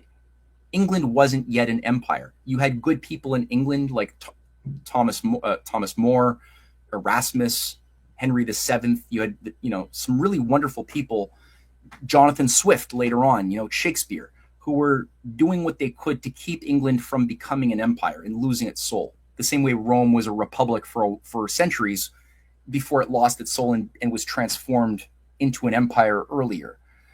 The way it was transformed with Rome was you had the infusion of these mystery cults like the cult of Mithra, the cult of Isis, the cult of Cybele, that were infused into the governing strata that then managed the new regime, and thus the parasite could move as it did from its former sort of, I guess, host, you could say, which was the Persian Empire. And after the Persian Empire collapsed, it needed a new host. And it was testing the grounds. It was like, are we going to go to Pontus, where you had the Mithridates kings for a few centuries? Or will we look at Carthage and maybe make Carthage our host? Or will we make it Rome, which was an ally of Carthage for like 400 years? And there was a period of undecidedness where it was going to go. Ultimately, the decision was to focus on Rome, which was deemed to have the greatest potential to express power on behalf of those Babylonian overlords that had formerly taken control of Persia, that had then moved on to Rome as the new Babylon. They went for the big one there with Rome. And it was little at first, right? Because when it was still an ally of Carthage before the Carthaginian Wars, Rome was still just a little city-state. It had a much more noble republican ethos. It was not yet dominated by these mystery cults, but they started getting brought in, getting infused in from Persia via Anatolia, and that's where you had things like the cult of Cybele Attis, which was basically an androgynous cult of ecstatic states where male priests, if you wanted to become a holy man, you'd have to like castrate yourself in a drugged up ecstasy. And you know what? Everything you're saying here sounds so hauntingly familiar as to what's going on today, and I believe that's exactly what you're doing. Yes, that's right. And the reason why, so that became so disgusting as far as an introduction that was corrupting the minds of the young of Rome, because they still valued the family. You know, the Roman Republican Stoic tradition still valued having families, having children, and all of a sudden young men cutting off their schlongs and going to orgiastic states with it. That was pissing off the Romans, and they increasingly became radicalized. And out of that sort of reactionary response, the cult of Mithra, which was like this warrior Spartan male only cult, was able to be brought in as a controlled counter gang operation in a similar way that the National Socialists were the controlled reaction to the radical Bolsheviks of the 1920s, 1930s across Europe. Wow. And so they always play these controlled dialectics of you get people into a radically hedonistic state through nihilism. Yeah. Right. And then you know that there will be a new vacuum, a new opposite force that you could then fill of conservative disgust, that then you could play off each other and build institutions that satisfy each one of those states of being. So that's why the rise of the Stu Peters and the Nick Fuentes is. Yeah, that's right. Yeah. Yeah. No, am I right in saying that? Yeah, you're right. Yeah. Like they're filling a hole. They're filling that gap that you just described. Yeah, because everyone's, you got school time drag shows and, radical ideologue activists assigned to become guidance counselors across schools all across the transatlantic world, convincing kids to go through gendered, transformations and stuff. So I've never seen men, like especially white men, white straight men, is like so vilified in any society, and we've let it happen. We've let it happen. We did it to ourselves by not saying something, right? Like this, all we had to say too was shut up. I mean, that's enough, but we didn't, right? Yeah. We fell for it. I don't know why we ever fell. I think now that's starting to rise up too. There's a guy named Andrew something or other. I forget his name. He's a condescending son of a bitch, but he's right most of the time. He's a lot on Instagram and the meta, but he has arguments with women quite often on his show. I forget what his last name is now. You guys might know in the comments. Anyway, this whole masculization thing is coming back now. Just like I'm sorry, go ahead, man. Dude, totally. Yeah. Well, it's like everybody has, there's a feminine and a masculine aspect to every person. And there's a healthy version of that and an unhealthy, perverse version of those things as well. And just like you could have, in a sick society, women have their estrogenic, neurotic qualities that become more predominant, right? Similarly, in a sick society, men have, there is such a thing as toxic masculinity. Mm-hmm. Right. There's something that's part of the that's why so many men did abuse women and had a superiority complex for centuries against, the female race that was not allowed. My grandmother wasn't allowed to get a credit card and without her husband's signature, giving her permission to have a credit card or pick up her kids from school. Or even like women weren't allowed to vote for a long time, and so Andrew Tate, I think that's what one of your followers is writing in the comments section. It's not Andrew Tate though. I know. I'm trying to remember the guy's last name, but I totally understand. Andrew Tate's definitely one of them, but it's not the one I'm thinking. So yeah, there's toxic masculinity, there's toxic femininity, and the oligarchy wants us to only think of those two extremes as our only options and not have an idea of what a healthy family, what a healthy man woman dynamic actually is. That we're not supposed to be aware of. How could a man have both like will, like be a creature of logic and of will, but also of intuition and of heart, right? And how could a woman have both her intuition and her heart attached, like integrated, while also being a thinker using will and judgment? Because as if that's like only a man's domain. It's like, well, you can. There's a way that both of these things work in a male and a female in a healthy way that the oligarchy is afraid of. All that to say, institutions, cults, dominant cults that control the political and cultural policies of a society, of a target society, also will be wired by these extremes. As I mentioned, the cult of Mithra is, I would say, this perverse masculine cult. It was an initiatory degree. All of the Praetorian Guard, all of the upper echelons of the Roman legion, and about 12 Roman emperors were initiates of the cults of Mithra.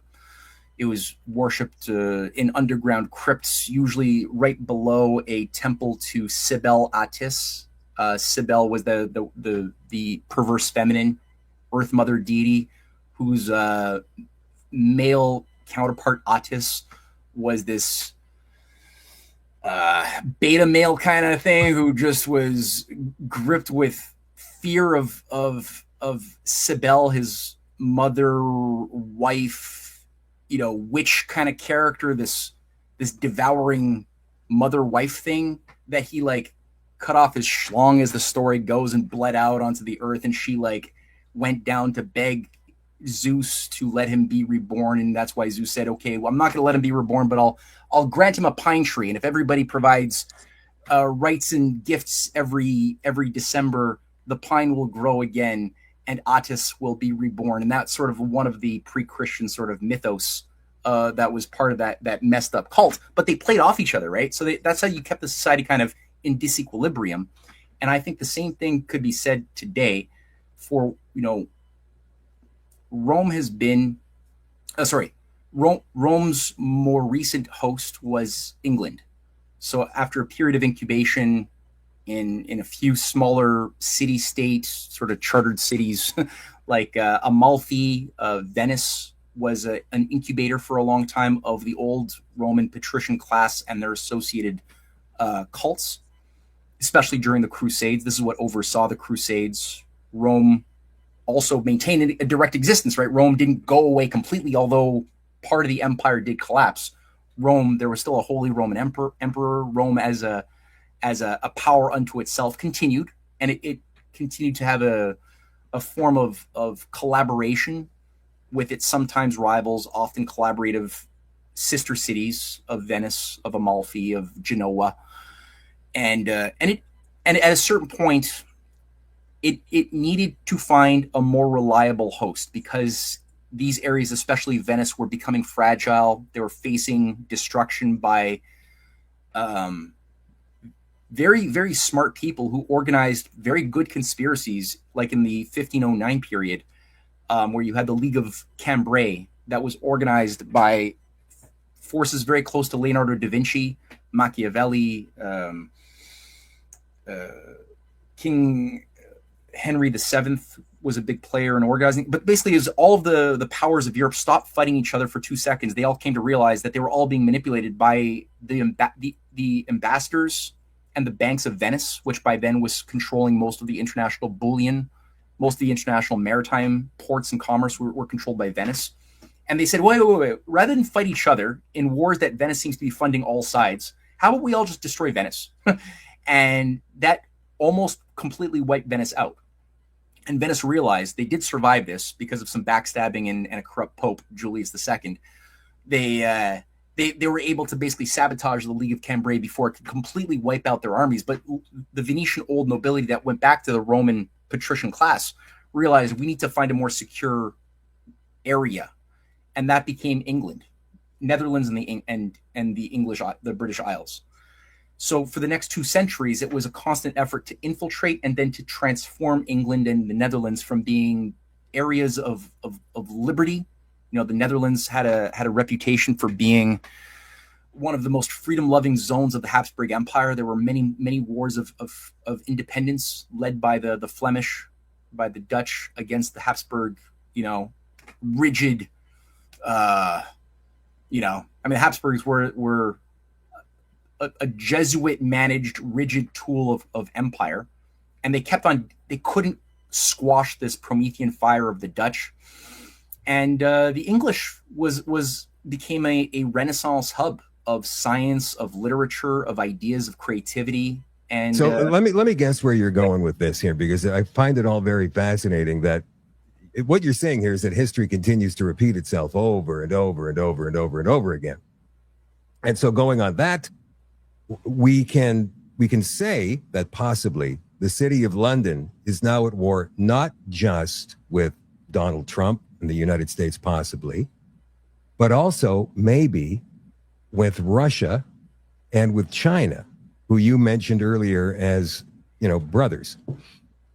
And we know that Trump seems to have a decent relationship with Putin. I mean, I've been talking about this new geopolitical order for quite some time, and it wouldn't surprise me in the least if it all shook out where Russia and the United States were allies going forward versus the European Union.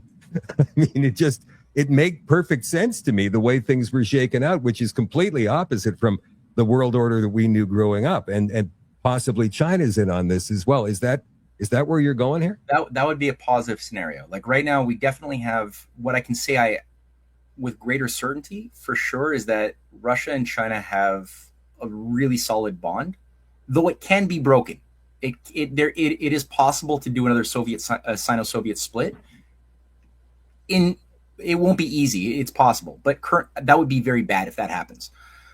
I hope that the forces who are honest patriots around Trump really mean what they say by wanting good relations with both Russia and China.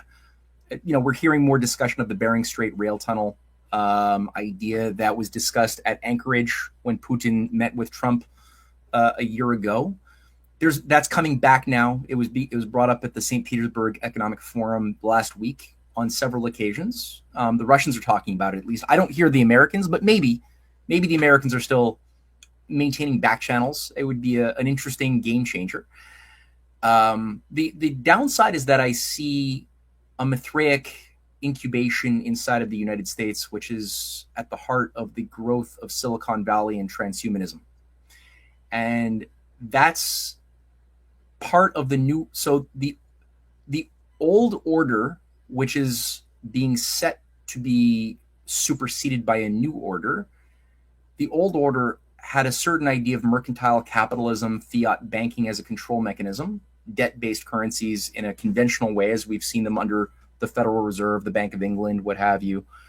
The new order that's being set up is supposed to be organized around feudal technocratic transhuman technates, which would have micronations of billionaires managing local currencies like the Facebook Libra. You know, you'd have the X, like Elon Musk has said that he wants X to become his everything app, where people's biometrics, healthcare, IRS filings, as well as social media, fintech, everything where you're, as well as a payment platform, maybe with its own unit of currency, maybe its own form of stable coin might emerge. So no more governments at all, or maybe just in name only. So now it's an AI, oligarch, tech, fascism. Am I correct? Close. Yeah, that's right. That's the concern, and that's what they want. That's the end goal of like the dark freedom, the dark MAGA, the dark thing that Elon Musk put on the hat there. That's what Curtis Yarvin, the guru of that guy's a freak, hey? Yo, he's Curtis scary. Yarvin. Whoa, man. But he's useful to listen to get into the mindset of like how the oligarchy actually thinks, because he is an emissary. He's a direct voice representing the old power. Yeah. But he's very aware of what the new brand is supposed to be. So listen to his words. He's not hiding it. He's very transparent, and thus it's useful to read to get into their mindset, because it's a sick place, but you got to know it. So one of the core regions of the world where that I'd say the center of that power of Oracle, of Stargate, right, which was first created in the 1970s. That was the first rendition of Project Stargate out of the CIA and this area in Stanford, California, called the Stanford Research Institute, which that was the agency that ran the Stargate projects, run by a bunch of high-level Scientologists like Harold Putoff and Swan, what's his name? Basically, and it was a CIA front operation. It was also tied to MK Ultra, very much so. Stanford was one of the biggest MK Ultra universities that used human children guinea pigs for their mind control experiments. Yeah, I've had a couple of MK Ultra survivors on the show, man. Like, you know, it's funny because, you know, when they talk about it, they remember certain things and don't remember other things. And one of the women said that, what's his name? Famous Canadian singer was MK Ultra controlled. Leonard Cohen. And I thought, what? I've heard some nasty things about Leonard Cohen. Yeah, his name comes up a lot. Yeah. So that's what she said, man. Like, and she said, like, I was in Montreal, right? It happened in Montreal at what university was it that's famous for MK Ultra? Yeah, it's McGill. Yeah. So yeah, MK. That's a whole other show. Yeah, we could do.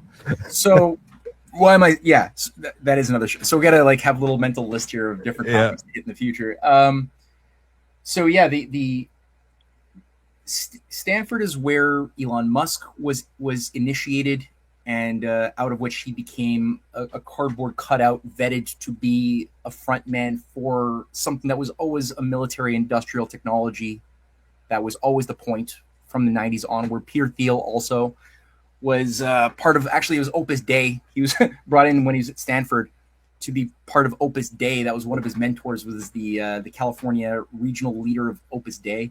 With the Catholic offshoot? Yeah, it's a like a fascist Catholic subsect. Right. Kind of like a dark mirror to the Jesuits.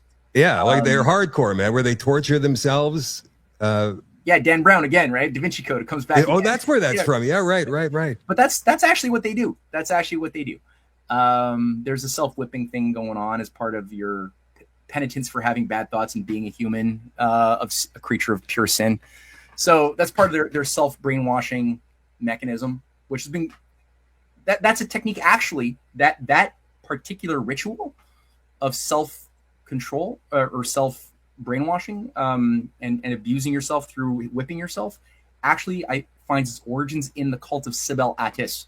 And one of the hierophants, the male holy men of that cult would have to do that as part of their daily worship. It's crazy. I know. It's crazy.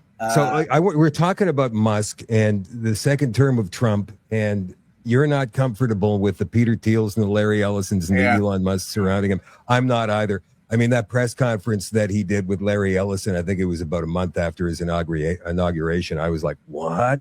This guy's a freak, man. Like, what are you doing standing next to him? The only thing that I was thinking in that moment was, well, keep your friends close and your enemies closer. And I was hoping for that. I don't know. Because it seems in both scenarios, no matter who wins this battle, this secret war that's going on, whether it's the technocrats, the technocrats are the ones who are going to benefit either way. Whether it's the Trump side, the logic side, the side that does not believe that climate change is happening, the side, or climate emergency, the side that doesn't believe that Pride Month should exist, all of those things, right? There's that side, and then there's the other side, that the World Economic Forum side, whatever. Doesn't seem to matter here, Matt, because the AI centers, the data centers are getting built. Yeah, so that's the thing, right? Is that even though you have this effeminate, wokeist ethos that's dominating Davos and the European class by and large, maybe except for a few of the Eastern European countries, but that's the dominant cultural matrix in Europe. Under Trump, it seems like we've got a counter response to that, which could be healthy, or it could go the other way. It could go, it could go beyond the healthy zone. And as you pointed out, the data centers are kind of a ubiquitous thing no matter what. So as much as we're told that Keir Starmer and Trump are enemies, well, at the same time as we're being told that, they're signing deals together like the $1.5 billion or billion pound Palantir AI integration deal that they signed like 8 months ago, that integrates Palantir as the governing force of all things England. Their military, their food systems, their NHS healthcare distribution.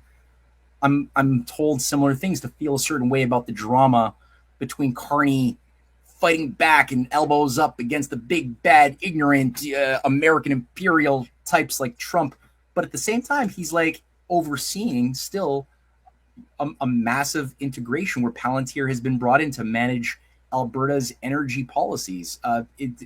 The police forces of Ontario, of Alberta, of British Columbia have already been for years now managed by Palantir's operating systems, predictive criminal, thought crimes.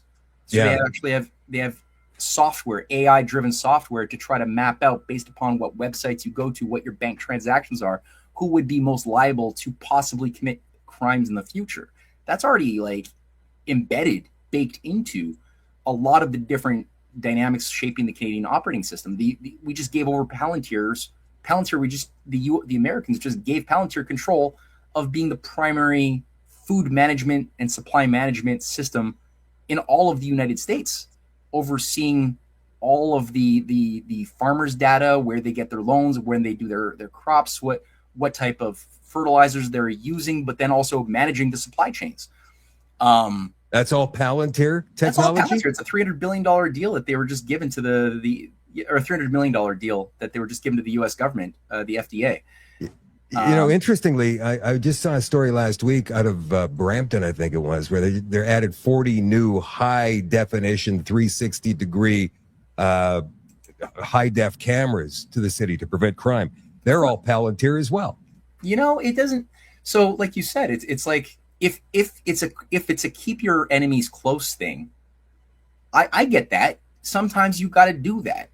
But you don't give them all of the power of making policy that's going to shape your world. You don't do that. You keep them close and you keep them on a leash so that you can hear what they're going to do and who they're talking to. That's what you do. That's the point of keeping them closer. Yeah. You don't not put letting them in the driver's seat and tell them, and that's what I'm seeing a little bit too much of regarding the massive amounts of freedoms being given right now to this basket of demons like Larry Ellison and company. Elon Musk is celebrating making, vaccines in his 3D printers in Germany. That's something that they just signed on to, that he says is the future, is everyone's going to have access to 3D printed vaccines from Tesla factories. Like, what is this? This is insane. It's insane. What? Like, this is the champion of free speech too, right? Like, come on, man. Yeah, the guy was like chiming in on Tommy Robinson rallies and stuff, right? Mossad Tommy Robinson is like he's being sold as the voice of the anti-woke right. Whoa. Hold on just a second. Now, this is something you just said, Mossad Tommy Robinson. Like, what? Really? Yeah. Really? Yeah, he gave all these selfies of himself in Israel. He has his Mossad t-shirt. He's doing, he's like self. Oh, no. Put this out there. Yeah. Let me ask you what your take is. Now, I want to do psy-ops still, and I want to do Mark Carney, and I want to talk about disclosure day. Right now? Well, you know what? Can we jam all that into maybe a highlight reel of 20 minutes or so? Sure. Before I bring you back for the next one, because it's very timely right now what's going on. This in Northern Ireland, we had a man who was attacked by a Sudanese migrant the other night. His prognosis is he lost one eye and he's got heavy damage to another. This Sudanese migrant was supposedly seen cutting or trying to cut this guy's head off in public. And so there was that very choppy video that was released. We talked earlier today about psy-ops. And to me, that just rang of a psy-op. That was like trying to stir up the people of Northern Ireland and the entire UK, for that matter, into believing that every single illegal immigrant or migrant into their country is going to war with them. And there have been videos, Matt, released of this resistance group based, I guess, loosely on the IRA. Blurry videos, once again, of guys wearing masks and saying, we're not going to take this lying down. We're not giving up our country. I mean, what's your take on that? At this point, I tend to be very distrusting anytime I see an act of terrorism anywhere and I'm told how to feel about it. I'm immediately very distrusting of whatever the narrative shapers are telling me how to feel about a horrible act of terrorism. Yeah. Because I've done a lot of work on this, and I pointed out that I don't trust CSIS. I don't trust the RCMP. I don't trust the CIA. I don't trust the MI6. The reason why I don't trust these things is not only because they became the tools used by unreconstructed Nazis after World War II under NATO's secret armies, which is provably the case, but they were also caught from the 1970s managing things like COINTELPRO in the United States, where the FBI and the CIA were both caught, proven to be funding radicalization movements that would create acts of terrorism, so that the civil rights movements that had then hitherto been led by Martin Luther King Jr. would lose their viability because they were going violent, because they were induced to throw a Molotov cocktail or set a bomb, like we saw with the Weather Underground. That was a branch of this. They were calling themselves Marxist-Leninist terrorists out to fight American imperialism by setting up mailbox bombs across the United States, or the FLQ, doing it in Quebec, right? That's the way you're going to fight American imperialism and Canadian imperialism, is by killing civilians with bombs in their mailboxes. And you're like leaving Mao's red book everywhere you go, saying like, "Vive la Revolution, go Castro." It's like, no, actually, when you scratch on the surface of that stupid story, you start seeing that they were always directed by the RCMP in Canada. They were directed by the FBI in the United States, the Weather Underground. The Red Brigades in Italy that killed Prime Minister Aldo Moro and were carrying out the Years of Lead, terrorist acts against the population to keep the population in a state of terror, afraid of, communist terrorists during the 70s, 60s, and 70s. They were being run by Operation Gladio Italian fascists from the top. Same thing for the French versions. So this is proven. Like, you can know that this is the modus operandi. I could see that Al-Qaeda itself, Islamic extremism, was not even a real thing in a serious way until it got $500 million in 1979 to 81 by Jimmy Carter, who signed off on Zbigniew Brzezinski's program for Operation Cyclone, in order to, as they justified, we have to defeat the Soviet Union. So if that means we need to create radical Islam as a way to create a crisis in the soft underbelly of Russia and Afghanistan, so be it. It's a necessary evil. And Zbigniew in 1997 gave an interview where he admitted that was his greatest success, was his creation of Islamic terrorism in Afghanistan, Pakistan, and beyond, because the Soviet Union collapsed by falling into their own Afghanistan and spread themselves too thin. And he's like, it was worth it. It was, even though this thing then became what it became. And so in Fordham University did a study in 2013. Very difficult to find the study now. It's almost been washed out, but you can find coverage from The Nation magazine, the Christian Science Monitor, other things that talk about the study. And they summarize what the study found after doing about a year's worth of data processing. They looked at every single case of FBI, every single case where the FBI stopped a terrorist cell in the United States since 2001, excluding 2001 itself, which was not even done by a guy in a cave. And they found that over 89% of those cases were being managed by FBI agents, right? 89% of those cases. Ramul Akinwal, right? That guy recently who shot up and killed a couple of people in the United States. My wife did a whole paper on this guy.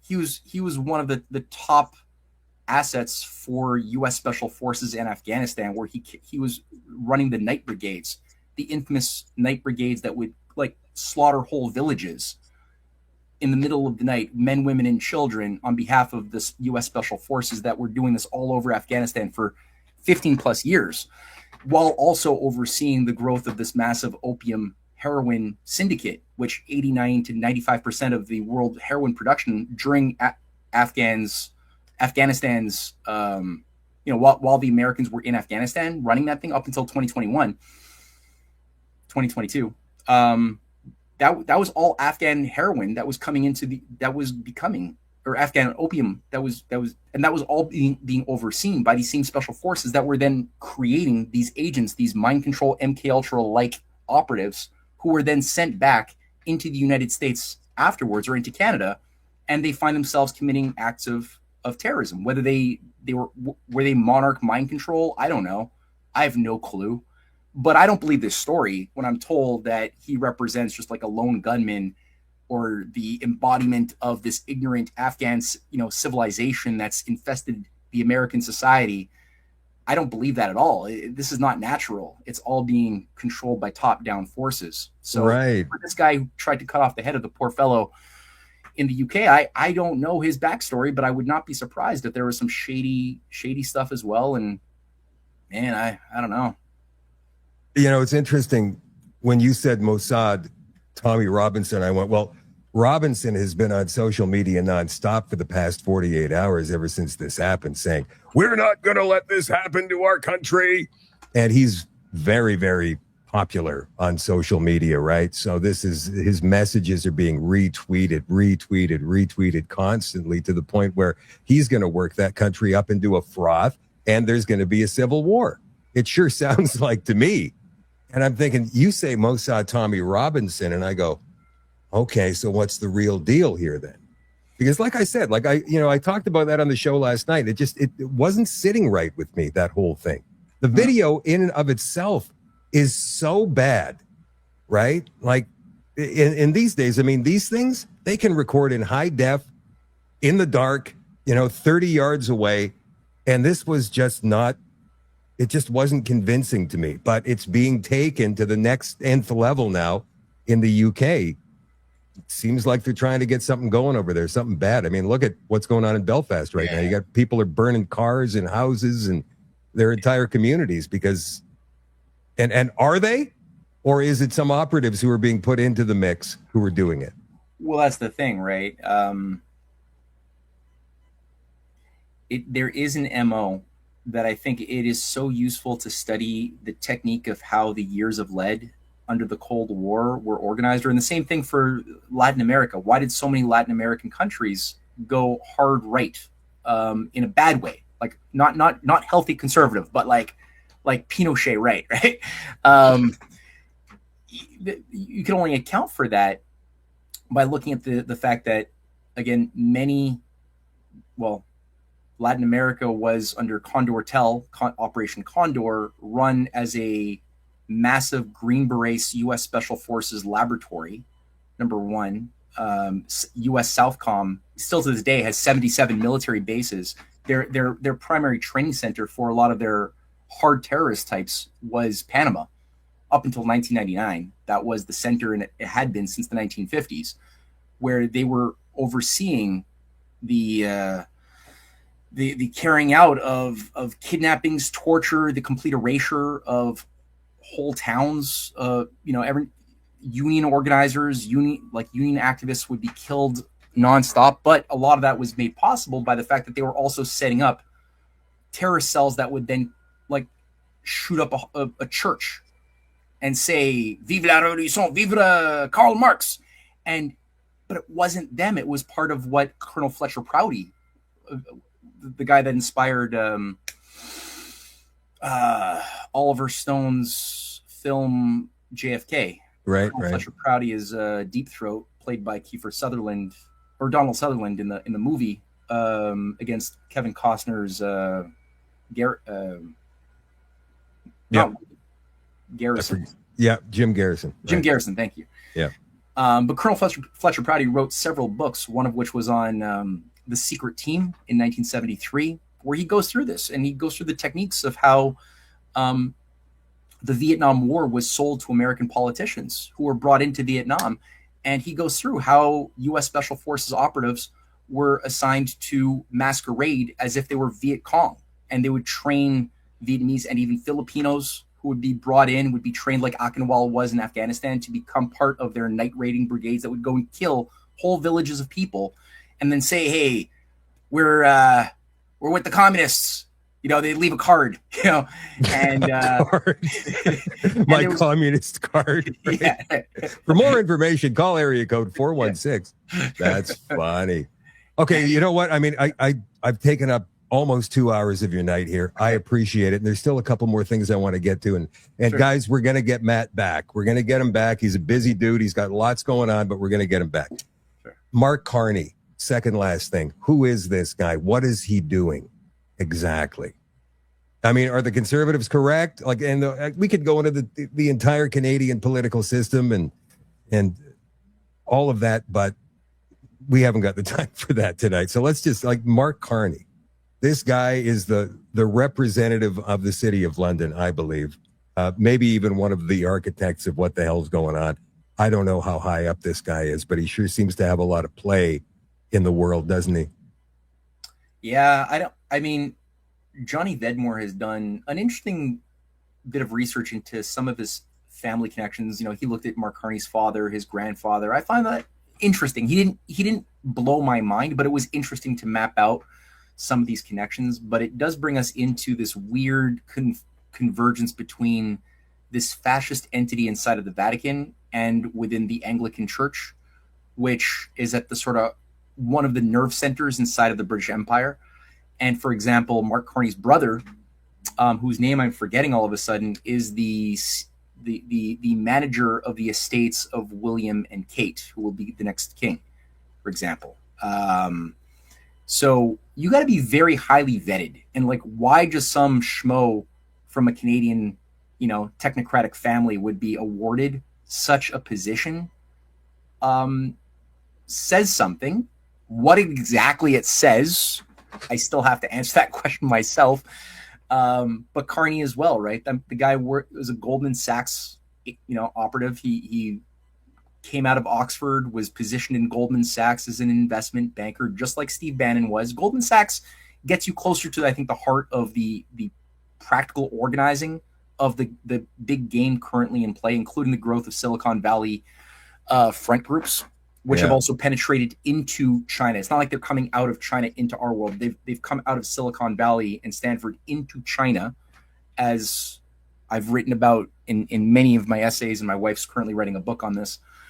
That's the thing that is behind a lot of the... So Carney is tied to this pedigree, as he was then brought into becoming, you know, a high-level civil servant in 2002, 2003 with the Bank of Canada.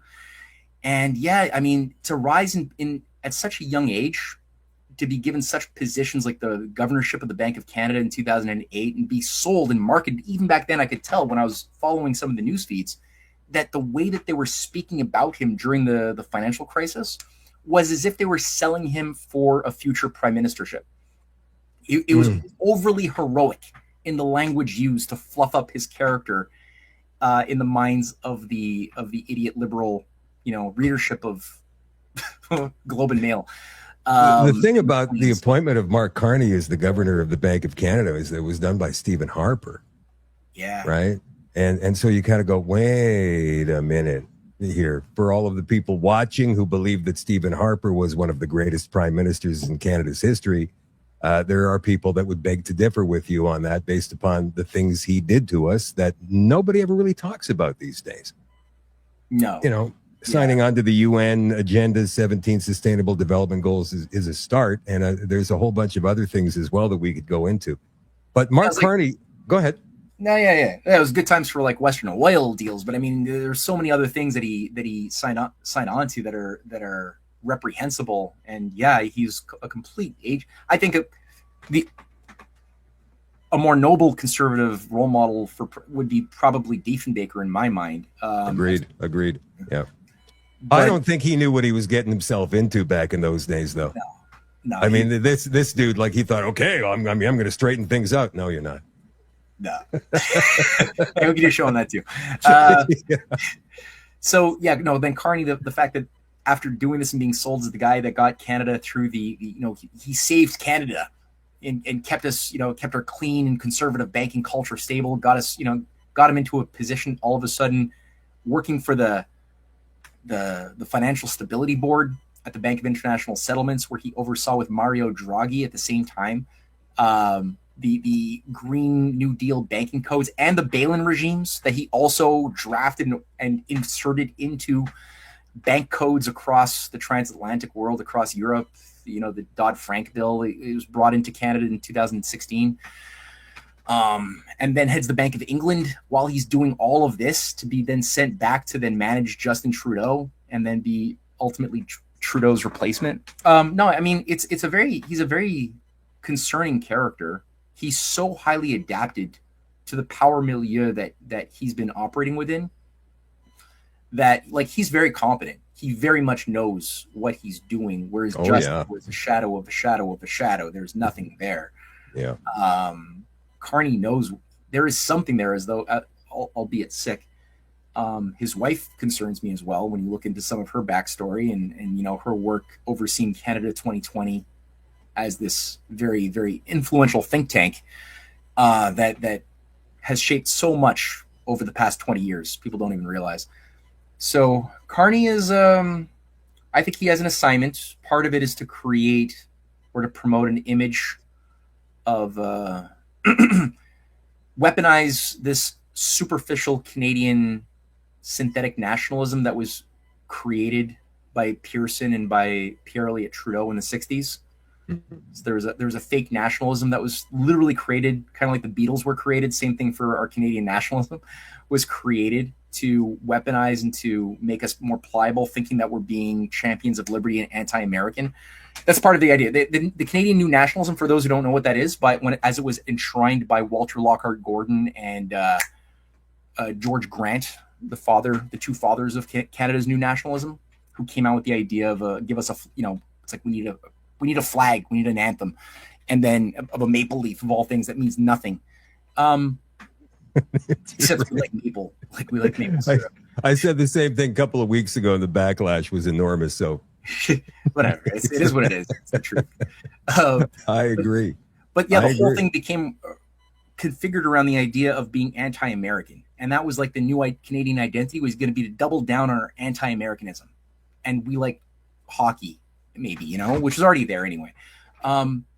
So that's what, like, Carney is really acting like this patriarchal figure in a time of crisis when we're being threatened once again by the big evil boogeymen Americans, and we have to sort of unite once more around this Pierre Elliott Trudeau kind of like Tim Hortons father figure archetype. But then 2 weeks ago, he goes to New York and he says, "Strong Canada will make America great again." Like, yeah. What? Well, like, then too as well, right? Like, and then he talks about how he wants Canada to participate in the Golden Dome, this missile defense shield that involves Space Force around the entirety of the Americas. That looks a little bit too much like what Elon Musk's grandfather was pushing for with the Technocracy Incorporated controlled, region of the North American Technate. Yeah. This is something I wanted to discuss with you. We'll do it briefly and maybe do a whole show on it down the road. But I mean, this whole Don Rowe doctrine that Trump is doing these days. I mean, Greenland, kind of a big deal. He's got to deal with them, right? Mexico, he's pretty much got them all wrapped up. He's got Venezuela, Central America. He's got Panama. He wants the Western Hemisphere. And the only thing he doesn't have yet is Canada. Now, maybe Alberta, I don't know how that's going to roll out, but this looks to me scarily like that Technate map from the 1930s and 40s. Okay, so what I've been saying from the beginning, when Trump began with this 51st state thing, my concern, and it's like, in principle, I'm not even against that if it's done well. In principle, my concern is the way the game board has been set up as it stands. My fear has been, since the very first moment, I've been on record warning that this might be a trap to get the U.S. to fall into the British Empire, and less so to get the U.S. to save Canada from the British Empire, but more to get Canada to America to fall into the British Empire via Canada, which was the same trap that was first put into motion in 1801, or actually 1800, by Aaron Burr, there was 3 previous attempts to break up and undo 1776 and the victories of 1776 using British control mechanisms in North America. At the time, they were much smaller in size than they are today, but the British colonies above the 13 new states after the War of Independence were what Aaron Burr wanted to be absorbed into. So he wanted to break the free states that did not have slavery away, create a new federation that would then join up with the British colonies of Lower Canada, Upper Canada, and then create a new special relationship with England. He had counterparts in British-run Freemasonic networks in the Scottish Rite at that same time, who were organizing to do the same thing in the Confederate slave states, to say, okay, we'll undo the Constitution, erase it, create a new confederation, and have a special relationship with England out of the slave states. So both the Northern free and the Southern slave were supposed to break up at that time. Aaron Burr was the godfather of that. He tried it again a second time when Alexander Hamilton blocked him made sure that that didn't work, and he did that by getting Thomas Jefferson to become president when against Aaron Burr, who lost by 1 vote, and that was entirely Alexander Hamilton's work that got Burr to lose and put all of his work into getting his political nemesis Jefferson to become the leader. People are still confused. Like, why did Alexander Hamilton fight so hard to get his enemy Jefferson to become president? Because he knew that Jefferson wasn't a traitor. He just didn't like him. Right. Burr was Big a traitor. difference. Yeah. Wow. And then he tried it again. Then Burr tried it a second time in 1804, but he had to become governor of New York for that to work. But he had a whistleblower who revealed that he had this conspiracy with the British to do the same thing again and again. It was Alexander Hamilton that defeated that project, that forced it to the surface, that made sure he couldn't win the governorship of New York. And he basically tricked. He was able to eliminate Alexander Hamilton from the field through a bullet. And then he tried it a third time in 1807. And that time, when it didn't work because there were members of his own conspiracy that blew the whistle, a member of Congress went to President Jefferson and said, hey, there's this Burr conspiracy right now to create a Western Union with the British to like kill you and create a new empire by joining Canada. Yeah. By the way, Yeah. Wow. So that defeated it. And where Aaron Burr went when that failed to succeed is he immediately went to Canada, where his nephew was the Governor General of Canada. He had been he had married into the family of the Prévosts, and George Prévost was the Governor of Canada. And he gave him letters of introduction to Jeremy Bentham and Lord Castlereagh in England, where he lived for 5 years in Jeremy Bentham's personal mansion, having the best 5 years of his life in this like orgiastic, drug-ridden fantasy land before being sent back to oversee the War of 1812 to undo America again. So it's like, this is a part of this. High school history classes would be so bloody interesting if this stuff was taught, but also our ability to see how some of the strategies, because you can only understand the Civil War by understanding this, because the Civil War was just another iteration to do again what Burr had tried and failed to do 3 or 4 times. And then it was a little bit more successful, though Lincoln kept it together. But I think that idea, that battle plan, never was garbaged, and it's still in play, I think. But it would involve perhaps a replication of a bit of chaos in America, maybe induced by an economic collapse, maybe a little bit of civil war caused by race wars, maybe. To add some gasoline onto the fire for a period. Well, haven't we heard that the Canadian forces have come up with some kind of a battle plan just in case the Americans invade? This was in the last couple of months. They said that Canadians would have to learn to fight like the Taliban or something. I just like guerrilla warfare. Yeah. I don't exactly know. I don't know if the Canadians have like that kind of fighting spirit inside of them, even if they wanted to mobilize it. But it's true. Like, that's actually being discussed at the highest levels of the Canadian military, and yes, that's a concern. And Carney's talking about beefing up, tripling our military spending and our I don't know what the viability is of that. I think that it's probably. You said that you're concerned about the Americans falling into a trap of being absorbed back into the UK through Canada. Yeah. And now I'm concerned about it. So, like, how would that go? I mean, I just don't see them having that kind of power, even economically, to be able to do something like that. Well, I think it would require a certain pulverization process where the U.S. would have to go through a meat grinder for a little period to soften itself up and undo a lot of its circuitry, so that it would then look to Canada, which might appear perhaps to be more stable comparative to the shit show that might be seen inside of a USA 3-4 years from now, maybe. And under such chaos, you could do a lot when there's that much disorder going around. People's desire to get some stability, to feed their families, to get some order again, gets very high, and they're willing to make accommodations they would not normally ever make if times were normal. Right. So, that's part of the plan too that we've been talking about for the past few years, right? Create so much destabilization that people are going to be begging for somebody to come in and grab control over it, right? Well, that's the thing, right? Yeah. So yeah, and at that point, that's the way Rome was able to become made into an empire. Rome had 14 years of civil war, right? After Julius Caesar is killed. So Julius Caesar does allow himself idiotically to become the emperor, the man god. He shouldn't have. Maybe he, whether he knew better or not, his decision was what it was. And he, by doing that, he opened up the door to a big demon, and he got assassinated by Brutus and company. But then that immediate assassination resulted in 14 years of civil war, a brutal, wasting civil war that only ended in like 32. This is like he dies in 44, 45 BC. It ends in 32 BC. So that's a period where the Roman population suffered a lot. And then they were much more inclined to say to Emperor Octavius, his nephew, whatever you want, just you're the man god forever. We won't fight back. And they embraced becoming a new empire now, and they let go of any aspirations to defend their republican heritage.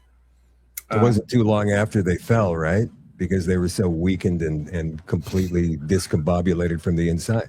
Well, they had a period of illusory growth where they did dramatically grow in scope and size and scale by absorbing and getting expansionist like crazy. They did do that for a couple of centuries. So like 117 AD is when they really peaked.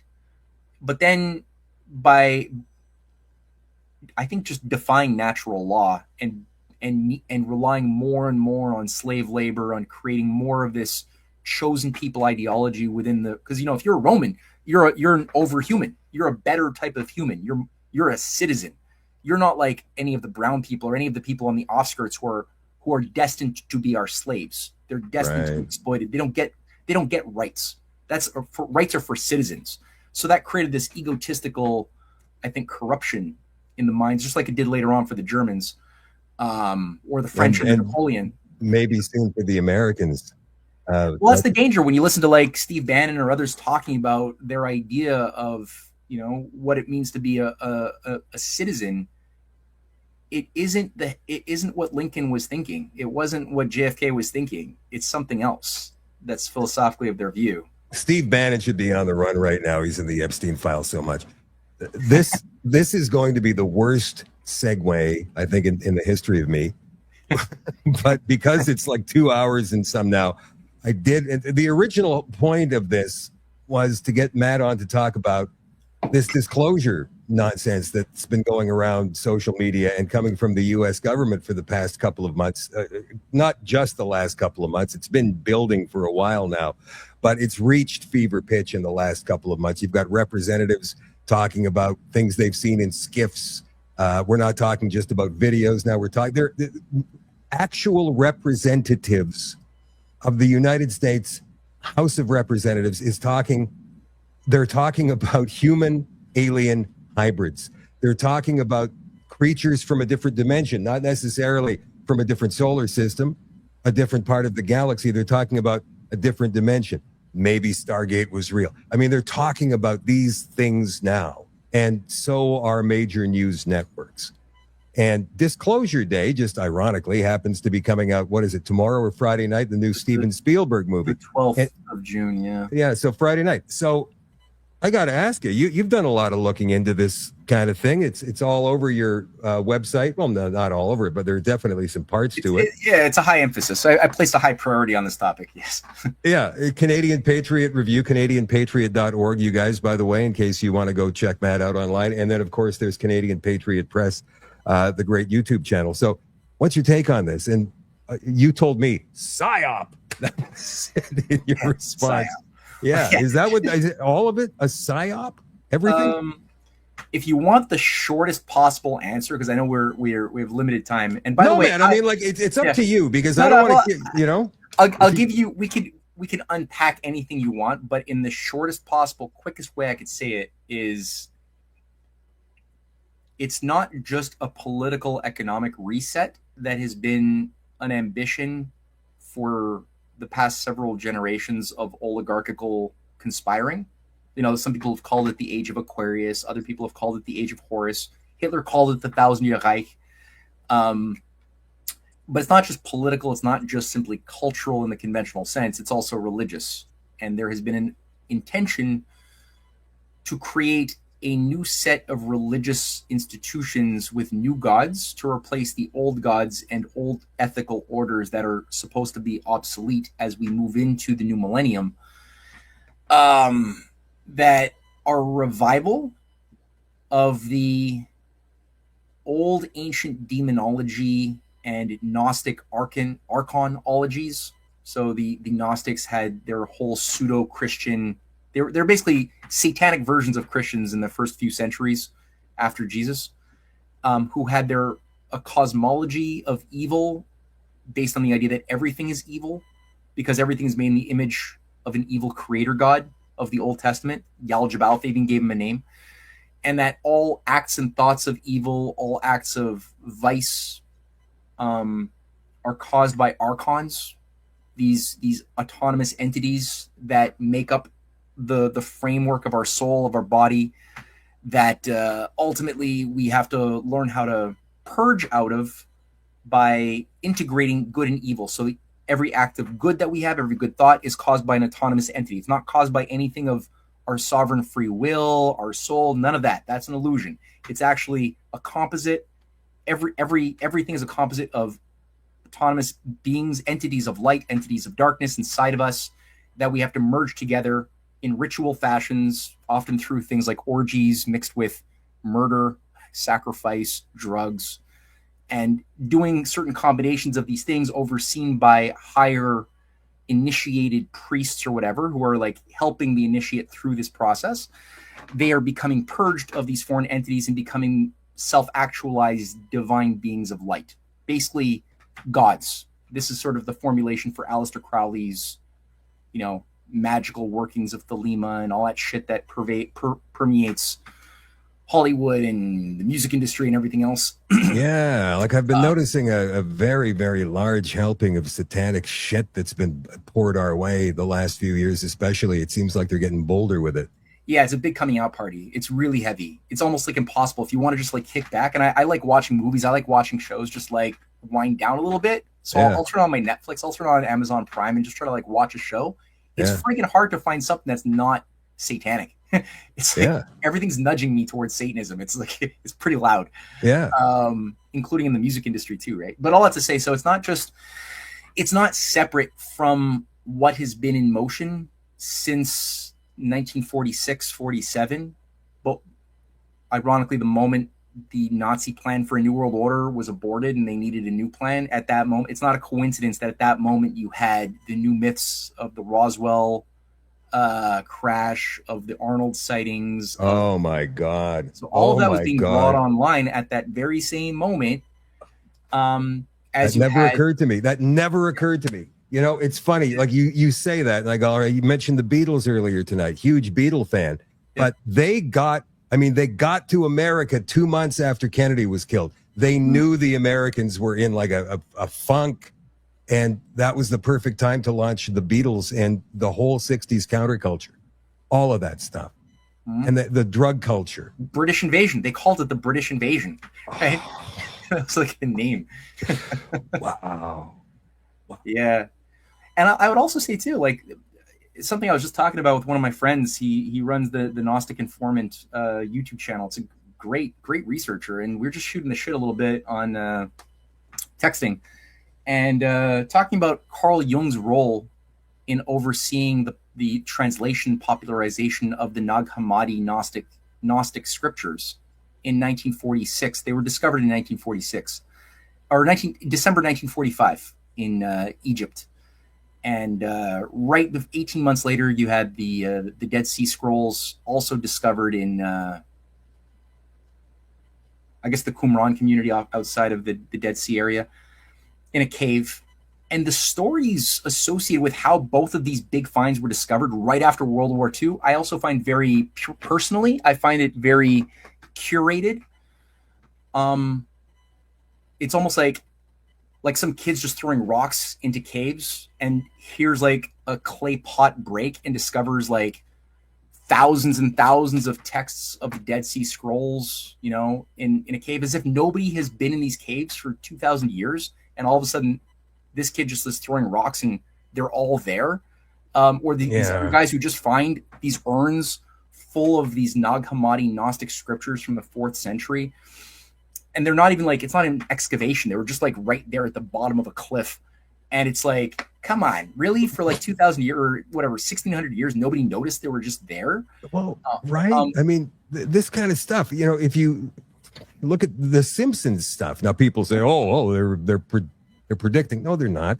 I mean, whoever is writing that stuff, Matt Groening, I guess, is the guy, right? He's injecting stuff that he already knows into these shows. Yeah.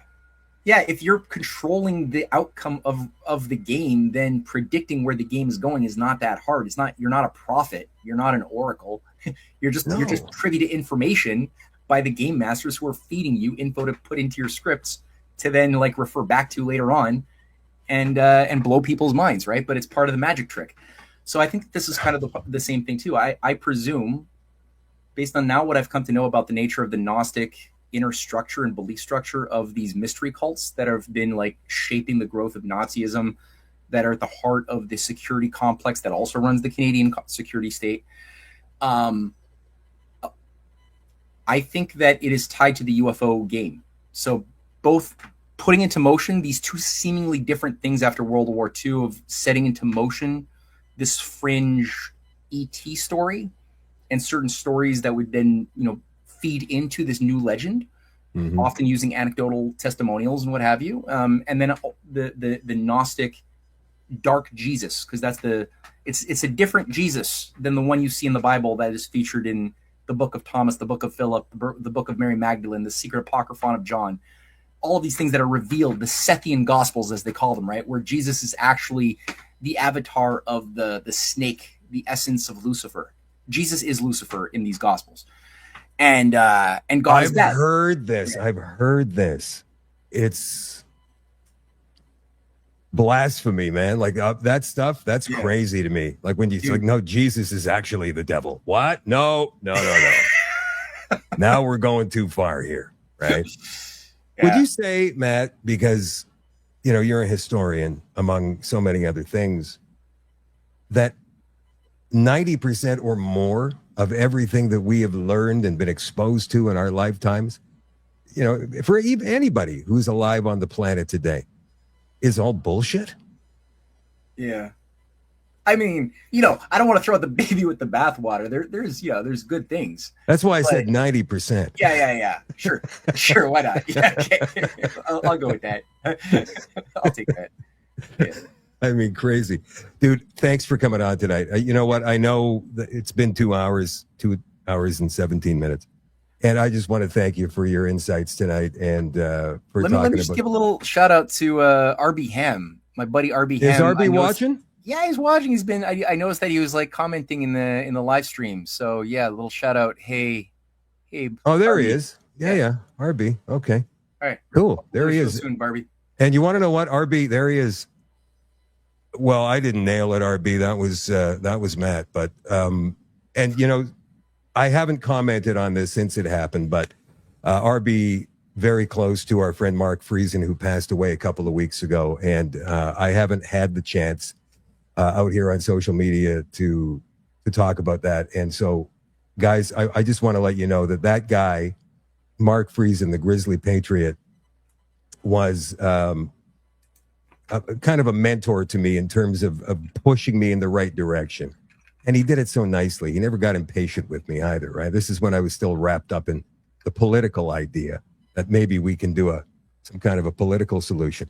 And Matt, we talked on the phone this afternoon about, I don't want to ever leave people at the end of any show, whether it's a half an hour or 2 hours, with the thought that we can't do anything, right? I mean, we're not blackpilling anybody here. We're not trying to tell you guys, that's it, you're doomed, because there's always something that you can do. Yes. Right? Yeah, absolutely. No, that is so important. And, you know, at the end of the day, I think that truth itself is a power. You know, like when you really have knowledge of something, if you really understand it, one, you're not afraid of it, or you're less inclined to be afraid of it than if you're ignorant of the thing.